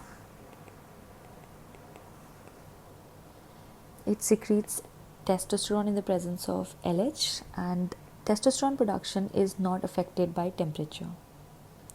It is homologous to female theca cells. This completes the reproductive anatomy. Now we will start with the reproductive physiology. So first let us talk about spermatogenesis. It requires 72 days for completion, and the period of viability of sperm in the female genital tract is 72 hours. So we've already seen in the section of seminiferous tubules. So first, there is a spermatogonia, right? It leads to the formation of primary spermatocytes. From primary spermatocytes, secondary spermatocytes are formed by meiosis 1. Then by meiosis 2, spermatids are formed. So one primary spermatocytes form 4 spermatids, and the spermatid will eventually form a spermatozoa, which has a head with an acrosomal cap, nucleus, neck, then the middle piece and the tail. The middle piece consists of centriole. The proximal centriole is responsible for the zygote cleavage, and the distal is responsible for the attachment. Catspher is responsible for motility by the help of calcium ions, and a sperm is motile in the female genital tract for 12 hours. One more important question that they ask is the events that takes place in the female genital tract. So the sequence is spermiogenesis, capacitation, which takes place in the fallopian tube, and it requires 2 to 6 hours. After capacitation is acrosomal reaction, then cortical reaction, and finally the zona reaction, which is responsible for preventing polyspermy. Spermiogenesis, it is the loss of the cytoplasmic contents, right, and a gain of acrosomal cap. So after spermiogenesis, the spermatid is converted into a spermatozoa. Then tail motility is hampered in conditions like Cartagena syndrome, where there is ciliary dyskinesia, while in cystic fibrosis it is normal. What happens in cystic fibrosis is there is absent vas deferens. Again, a recent question. Next, let us talk about some female hormones. So first is estrogen and progesterone.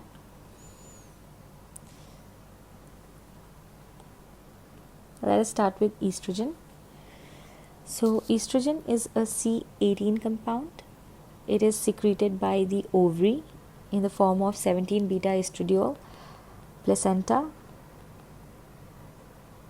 in the form of estriol,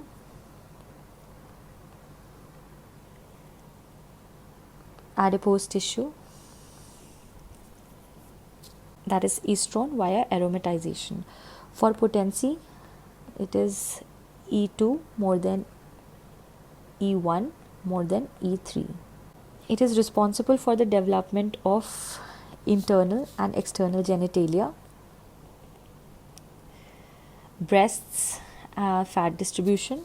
Then it is responsible for the growth of follicle. It is responsible for endometrial proliferation in a non-pregnant uterus. Then it upregulates the LH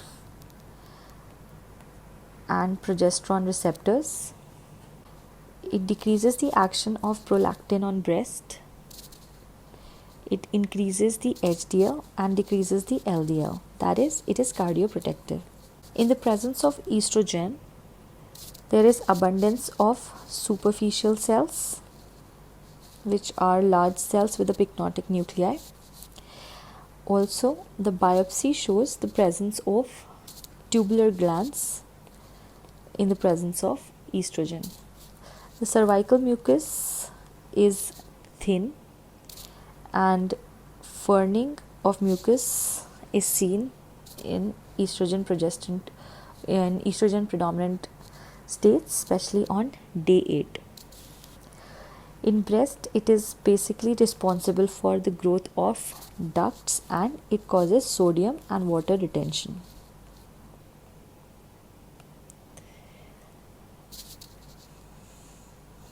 Progesterone is a C21 compound. It is secreted by the corpus luteum, placenta, the adrenal cortex. and testes as well. What it does is that it prepares the egg for the fertilization. It stimulates the glandular secretions of the endometrium, prevents endometrial hyperplasia. So, a long-term use of progesterone is associated with endometrial atrophy. Therefore, it's a very important thing that progesterone is used in endometrial hyperplasia because it is responsible for causing endometrial atrophy, but in the absence of atypia. If atypia is present, then the answer would be hysterectomy. Right. It increases the body temperature. It decreases the estrogen receptor. Then during pregnancy, decreases contraction and decrease action of prolactin on breasts. Therefore, there is no milk secretion during pregnancy, but after pregnancy, due to fall in estrogen and progesterone levels, there would be increased expression of prolactin, and therefore milk is secreted after the delivery of the baby. Then it is the best test of ovulation on day 21. If the value is more than 3 nanogram, this means that ovulation is present. Then under the influence of progesterone, there will be intermediate cells, which are bluish or basophilic cells with indistinct borders and a nucleus. And some examples of third generation progesterone are norgestinate, desogestrel. They have the minimal androgenic properties and can be used in hirsutism. The fourth generation progesterone like drospirenone and cyproterone acetate, they are anti-androgens, right? So third and fourth generation are used for management of hirsutism in patients of PCOD.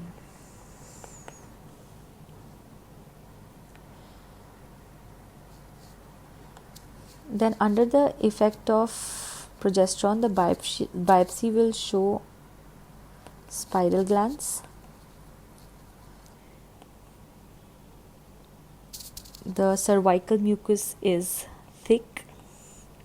It inhibits the entry of sperm into the uterus, and that is the concept behind the progesterone pills or the oral contraceptive pills. In breast, it is responsible for the glandular growth, right? Estrogen was responsible for ductal growth, while progesterone is responsible for the glandular growth. Then ovulation, it is the process of release of ovum. During ovulation, the biopsy will show subnuclear vacuolation. Also, an important point to note is that for hormonal study, the biopsy is taken from the lateral vaginal wall, while for the purpose of pap smear, the cells are taken from the posterior vaginal wall.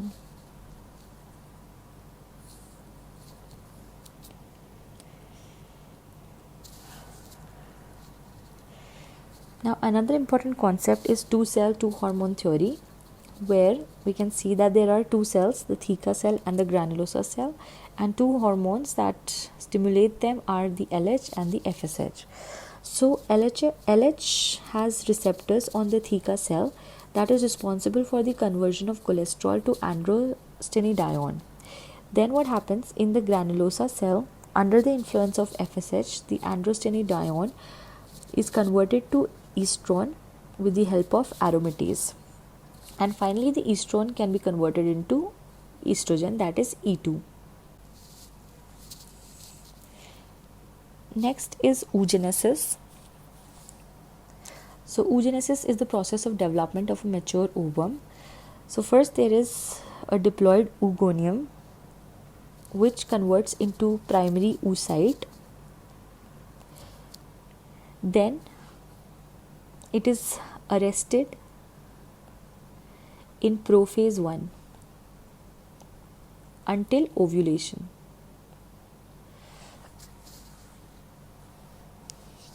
This stage is known as dictate of meiosis 1. After meiosis 1 completes, the primary oocyte is converted into secondary oocyte and a smaller polar body.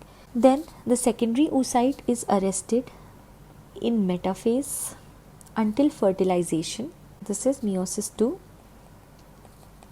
After fertilization takes place, the secondary oocyte converts into an ovum and a polar body. If fertilization does not occur, then the secondary oocyte degenerates. Here only we will discuss the menstrual cycle. In ovulation, what happens is that there is increased estrogen, increased GnRH release, that is pulsatile, leads to increased estrogen, which leads to the LH surge, causing ovulation to take place. So what is important is the time between the estrogen peak, LH peak and the ovulation. So between estrogen and the LH peak, it is 12 to 24 hours. Estrogen peak to ovulation is 36 hours and LH peak to ovulation is 12 hours. Remember, this is blood hormone level.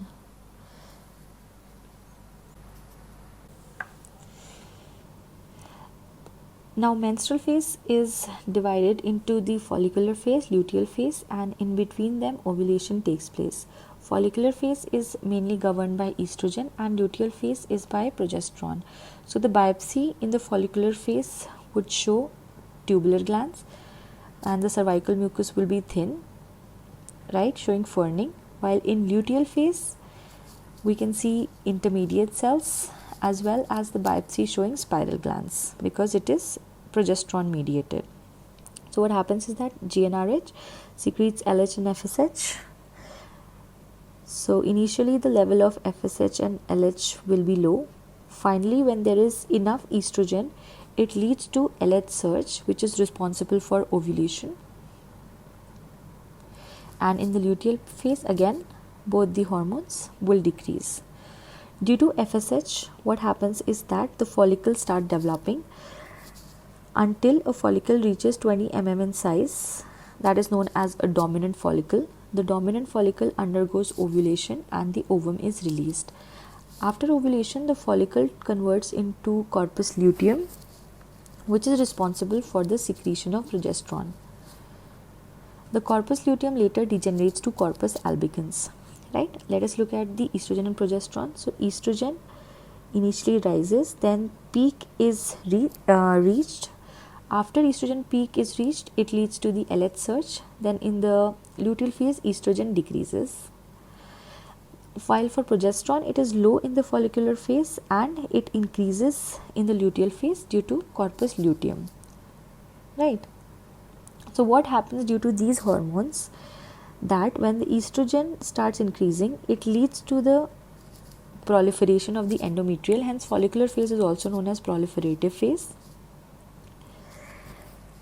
While the withdrawal of progesterone, it leads to shedding of the endometrium, which is nothing but the menses. So what we should know is that the luteal phase, it is 14 days for everyone. Hence, ovulation is calculated by cycle minus 14. If the cycle is 28 days, then the ovulation takes place on 14th day. Then estrogen is responsible for proliferation of the endometrium, and progesterone is responsible for the maintenance of endometrium, and in the presence of progesterone, implantation will take place. But in the absence of fertilization, the corpus luteum degenerates, so progesterone will decrease in size, and the withdrawal of progesterone then leads to menses. Hence, decrease in progesterone is associated with decreased fertility. The next topic is abnormal uterine bleeding. Right, it is characterized by heavy menstrual bleeding or intermenstrual bleeding.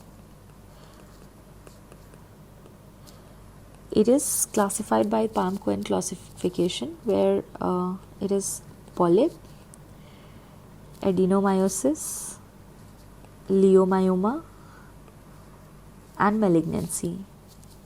While Cohen are the non-structural causes like coagulopathy, ovulatory causes, endometrial causes, iatrogenic, and not classified. Menorrhagia, oligomenorrhea, and dysfunctional uterine bleed, they are no longer used. Then next are the physiological changes in pregnancy. So fertilization, it occurs in the fallopian tube, especially in the ampullary isthmic junction. It occurs within 1 day of ovulation, right? And after 6 days, implantation takes place. Then what happens is syncytial trophoblast secretes HCG. So HCG is detected in blood after 1 week of fertilization, that is in blood, but in urine or the urine pregnancy test that we suggest, the HCG can be detected 2 weeks after fertilization. Now, developmental age and gestational age. Developmental age is used since fertilization, while gestational age is the time calculated from the last menstrual period. So, to convert developmental age into gestational age, we add 14 or 2 weeks. Then some other important terms, gravida and parity. Gravida is the number of pregnancies, including the current pregnancies, and parity is the number of pregnancies that have resulted in live birth. Right? It is used in the GPAL system, but in India we follow the GT-PAL system, where we don't use parity, we just see term pregnancies, preterm pregnancies, abortion, and live birth. Then let us look at the physiological changes quickly.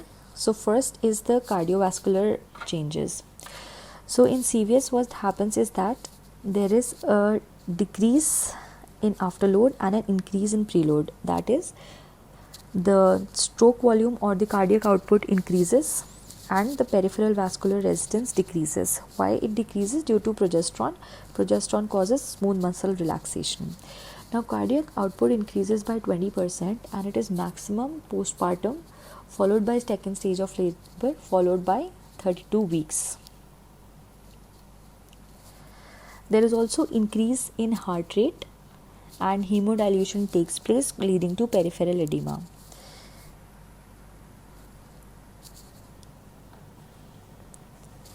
The blood pressure decreases. The decline in diastolic is more than systolic blood pressure, especially in the second trimester.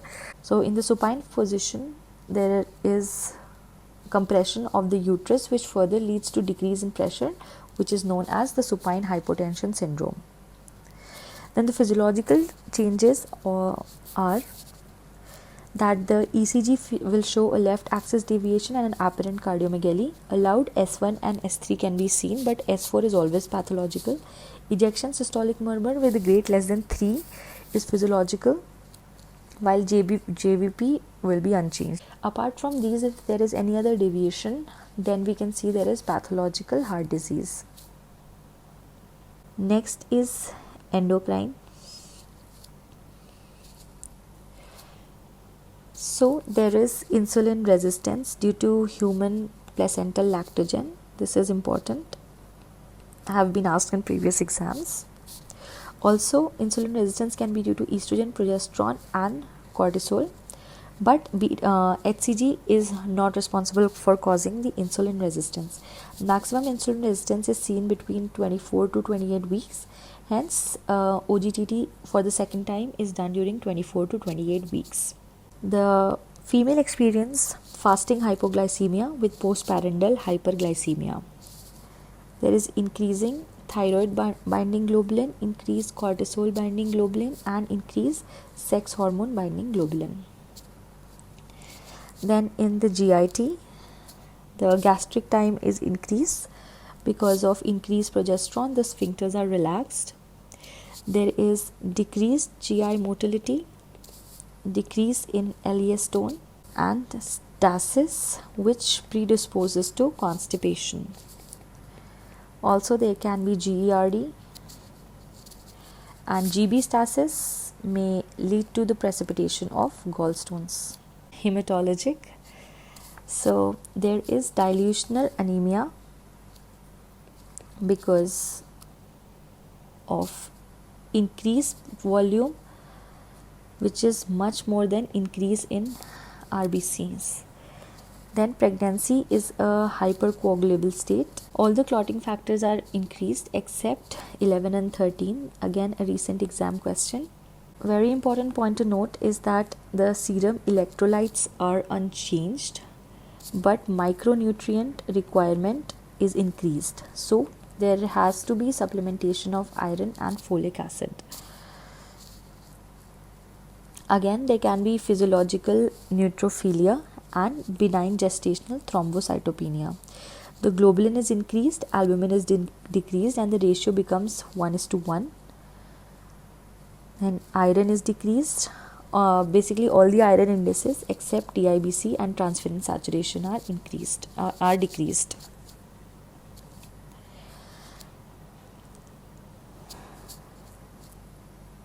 Then next is musculoskeletal. In musculoskeletal, there is lordosis. Right, lordosis is increased curvature of the lumbar spine. Then joint laxity, again due to progesterone. This helps in fetal descent. Then renal, there is vasodilation that leads to increased renal plasma flow, thereby increasing the GFR.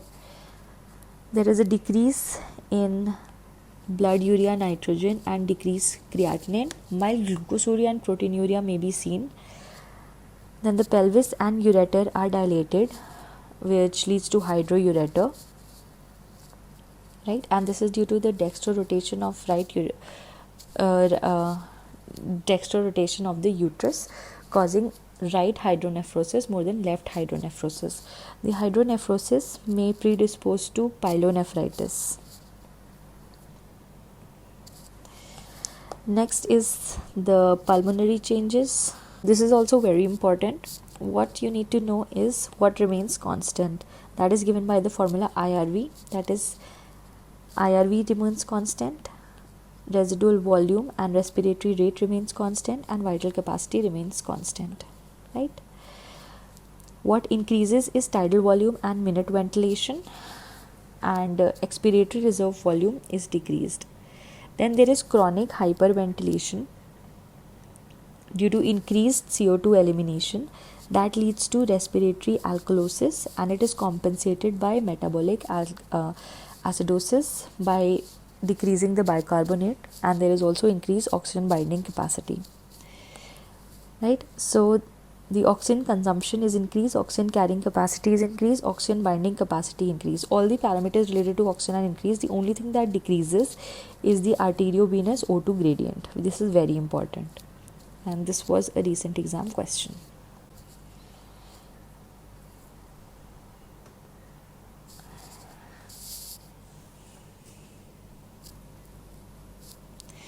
Next, there are some hormones of pregnancy. So first is HCG, which is secreted by the syncytial trophoblast. It maintains the corpus luteum of pregnancy for 8 to 10 weeks, after which the function of progesterone secretion is taken up by the placenta. Then it is used in the UPT kits to detect the pregnancy. It has an alpha subunit that is identical to the alpha subunit of LH, FSH and TSH. Right? So this is important because it was asked that which hormone is responsible for the testosterone secretion in a fetus. So we know that testosterone is secreted by the Leydig cells by LH, but in fetus, since there is no LH secretion, so the answer was HCG secretion by the placenta leads to the stimulation of Leydig cells because the alpha subunit is similar to the LH, hence it will be responsible for stimulation of Leydig cells to produce testosterone in the fetus. The beta subunit is unique, and the beta subunit of HCG is used for detection of pregnancies. Then HCG, it is increased in twin pregnancies, in molar pregnancies and choriocarcinoma. Also it is increased in Down. Decreased HCG is associated with ectopic pregnancy, an abortion and other trisomies like Edward and Patau syndrome. Then HPL is the human placental lactogen. Right? It is a somatomammatroph. It is also secreted by the syncytial trophoblasts. What it does is that it stimulates the insulin production and it increases the insulin resistance. Right? So gestational diabetes can occur if the pancreatic function cannot overcome this insulin resistance. Here let us talk about the androgen itself. So androgen, it is a C19 compound. The androgen we need to study are the dihydrotestosterone and the testosterone. So dihydrotestosterone and testosterone are both secreted by the testes, and DHT is more potent than testosterone. Right? What is the function? That testosterone is used for the differentiation of epididymis, vas deferens and the seminal vesicles, that is the male internal genitalia, except prostate. It is responsible for growth spurt, then deepening of voice, closing of epiphyseal plates and libido. Dihydrotestosterone, it is used for differentiation of penis, scrotum and prostate. In later phases, it is responsible for prostate growth. It is responsible for balding and sebaceous gland activity.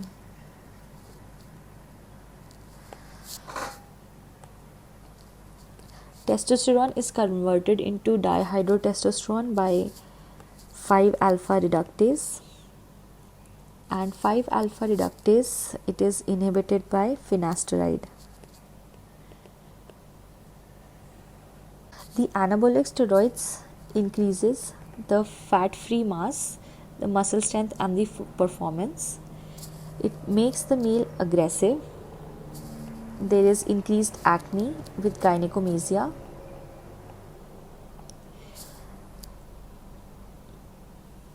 But the testes are small. Due to suppression of GnRH by the exogenous testosterone. There will also be decreased sperm count. In case of female, there would be features of virilization like hirsutism, acne, breast atrophy and male pattern of baldness. Next is APGAR score. This is also an easy score which I think every one of you know. Let us go through it quickly. So APGAR is appearance, pulse, grimace, activity, respiration. The score is 2, 1 and 0.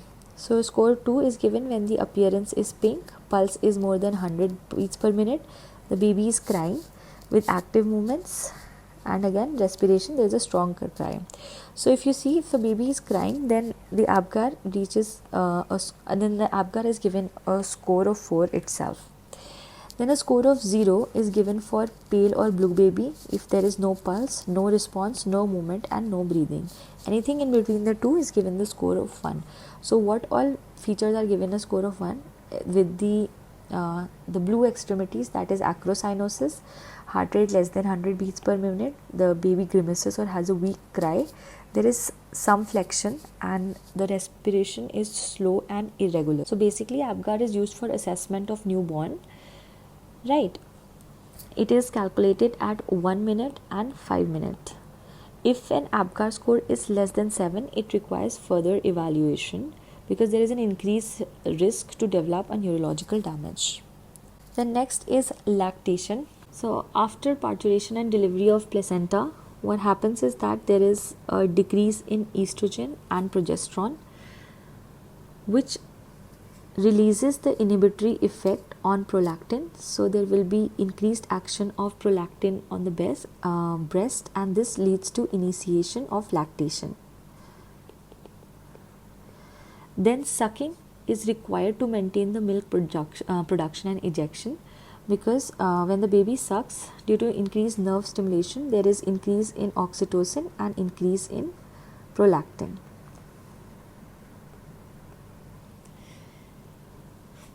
Oxytocin assists in milk letdown and it also promotes uterine contraction. Then breast milk is ideal for children less than 6 months as it contains immunoglobulins, mostly IgA. Then it also contains macrophages, lymphocytes. It decreases the risk of infection and it decreases the risk of child to develop asthma, allergy and diabetes and obesity. But it is poor in iron and vitamin D, therefore breastfed infants are advised vitamin D and iron supplementation. Also breastfeeding facilitates bonding with the child, and donor milk or breastfeeding, it decreases the risk of breast cancer. So there was this question that low birth weight baby is there who could not get milk from his mother. I don't remember the exact question, but the answer for that was donor milk. Why we give donor milk or prefer it over supplemental feeds is that donor milk will contain immunoglobulins, right? So therefore donor milk is the answer. Then next is menopause. So menopause is the presence of amenorrhea for 12 months due to decreased in estrogen, right? Because what happens is that as the age increases, the number of follicles decreases and there will be decrease in estrogen. The age of onset is 51 years. For India, the answer is 49 years. And it is earlier in people who smoke tobacco. It is usually preceded by 4 to 5 years of abnormal menstrual cycle. Then after menopause, the source of estrogen is peripheral conversion.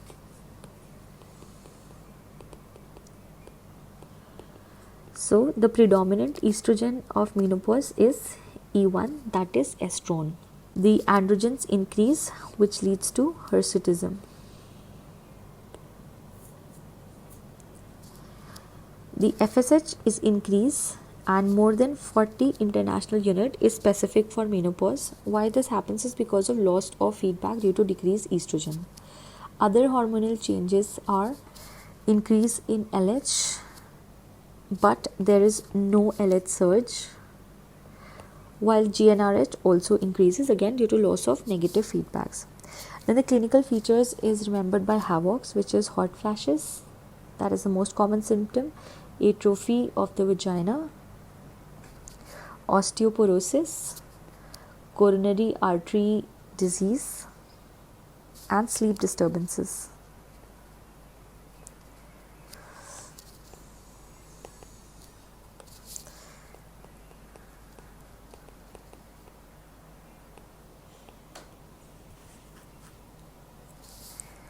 Primary ovarian insufficiency is defined as menopause before 40 years. It is also known as premature ovarian failure and it is diagnosed by FSH that is increased, and AMH, which is decreased, that is less than 0.1, and this was also asked in recent INI-CET. Then hot flashes, they are managed by giving HRT, and HRT is only recommended in patients with moderate to severe hot flashes because the side effect is that increased risk of breast cancer is associated with the use of HRT. For atrophy of vagina, topical estrogen creams can be given. Osteoporosis, the drug of choice is bisphosphonates.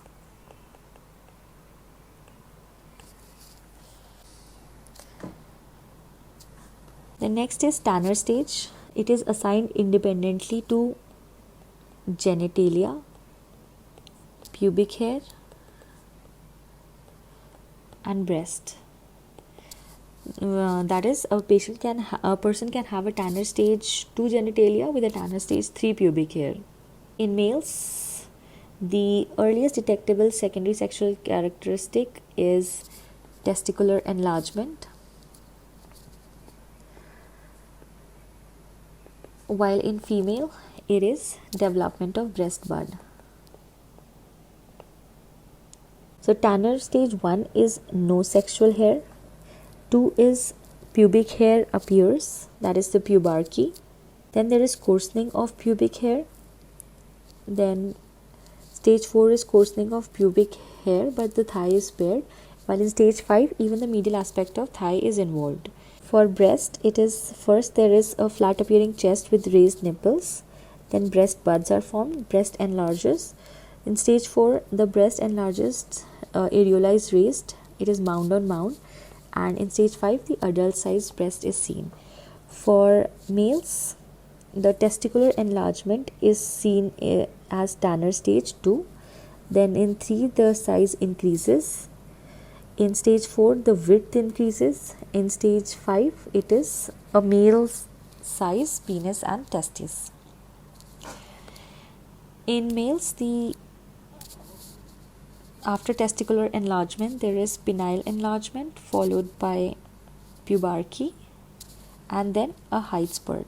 In females, there is thelarchy followed by pubarchy, followed by height spurt, followed by menarche. Then puberty takes place due to pulsatile secretion of GnRH, and the pulsatile secretion of GnRH is due to the presence of some hormones like GABA, neuropeptide Y, leptin and kisspeptin. Next is precocious puberty. It is the appearance of secondary sexual characteristic before the age of 8 years in female and 9 years in male. It is of two types, central and peripheral. So we look at the hormones. In central precocious puberty, the GnRH would be increased GnRH leading to increased FSH. The most common cause is idiopathic or the earlier activation of the pituitary axis, and second cause can be CNS tumors like hypothalamic hamartoma. It is managed by giving continuous GnRH, which acts as an antagonist of GnRH. Next is peripheral precocious puberty. It is GnRH independent. Here the FSH is decreased. It is due to increase in sex hormones due to either exogenous sex hormones or congenital adrenal hyperplasia, and estrogen secreting tumors like granulosa cell tumor, Leydig cell tumor, and also McCune-Albright syndrome. Important. So that was all in the reproductive physiology. In the next video, we will be starting with the reproductive pathology. Thank you for your patient listening. So you've seen yourself that over 20 to 30 questions from this year NEET and INI-CET were given directly from the first aid, which could have been easily solved if you had just gone through it once. Hope you found this session useful, and do leave your suggestions and feedback in the comment, as it encourages us to make more videos and post more frequently. And as usual, don't forget to like, comment and subscribe, and share the video with your friends. Check out my Insta page for daily PYQs, and if you have any doubt, you can message me or DM me on my channel, that is the Cram Chronicles. See you for another chapter. Till then, take care and happy learning.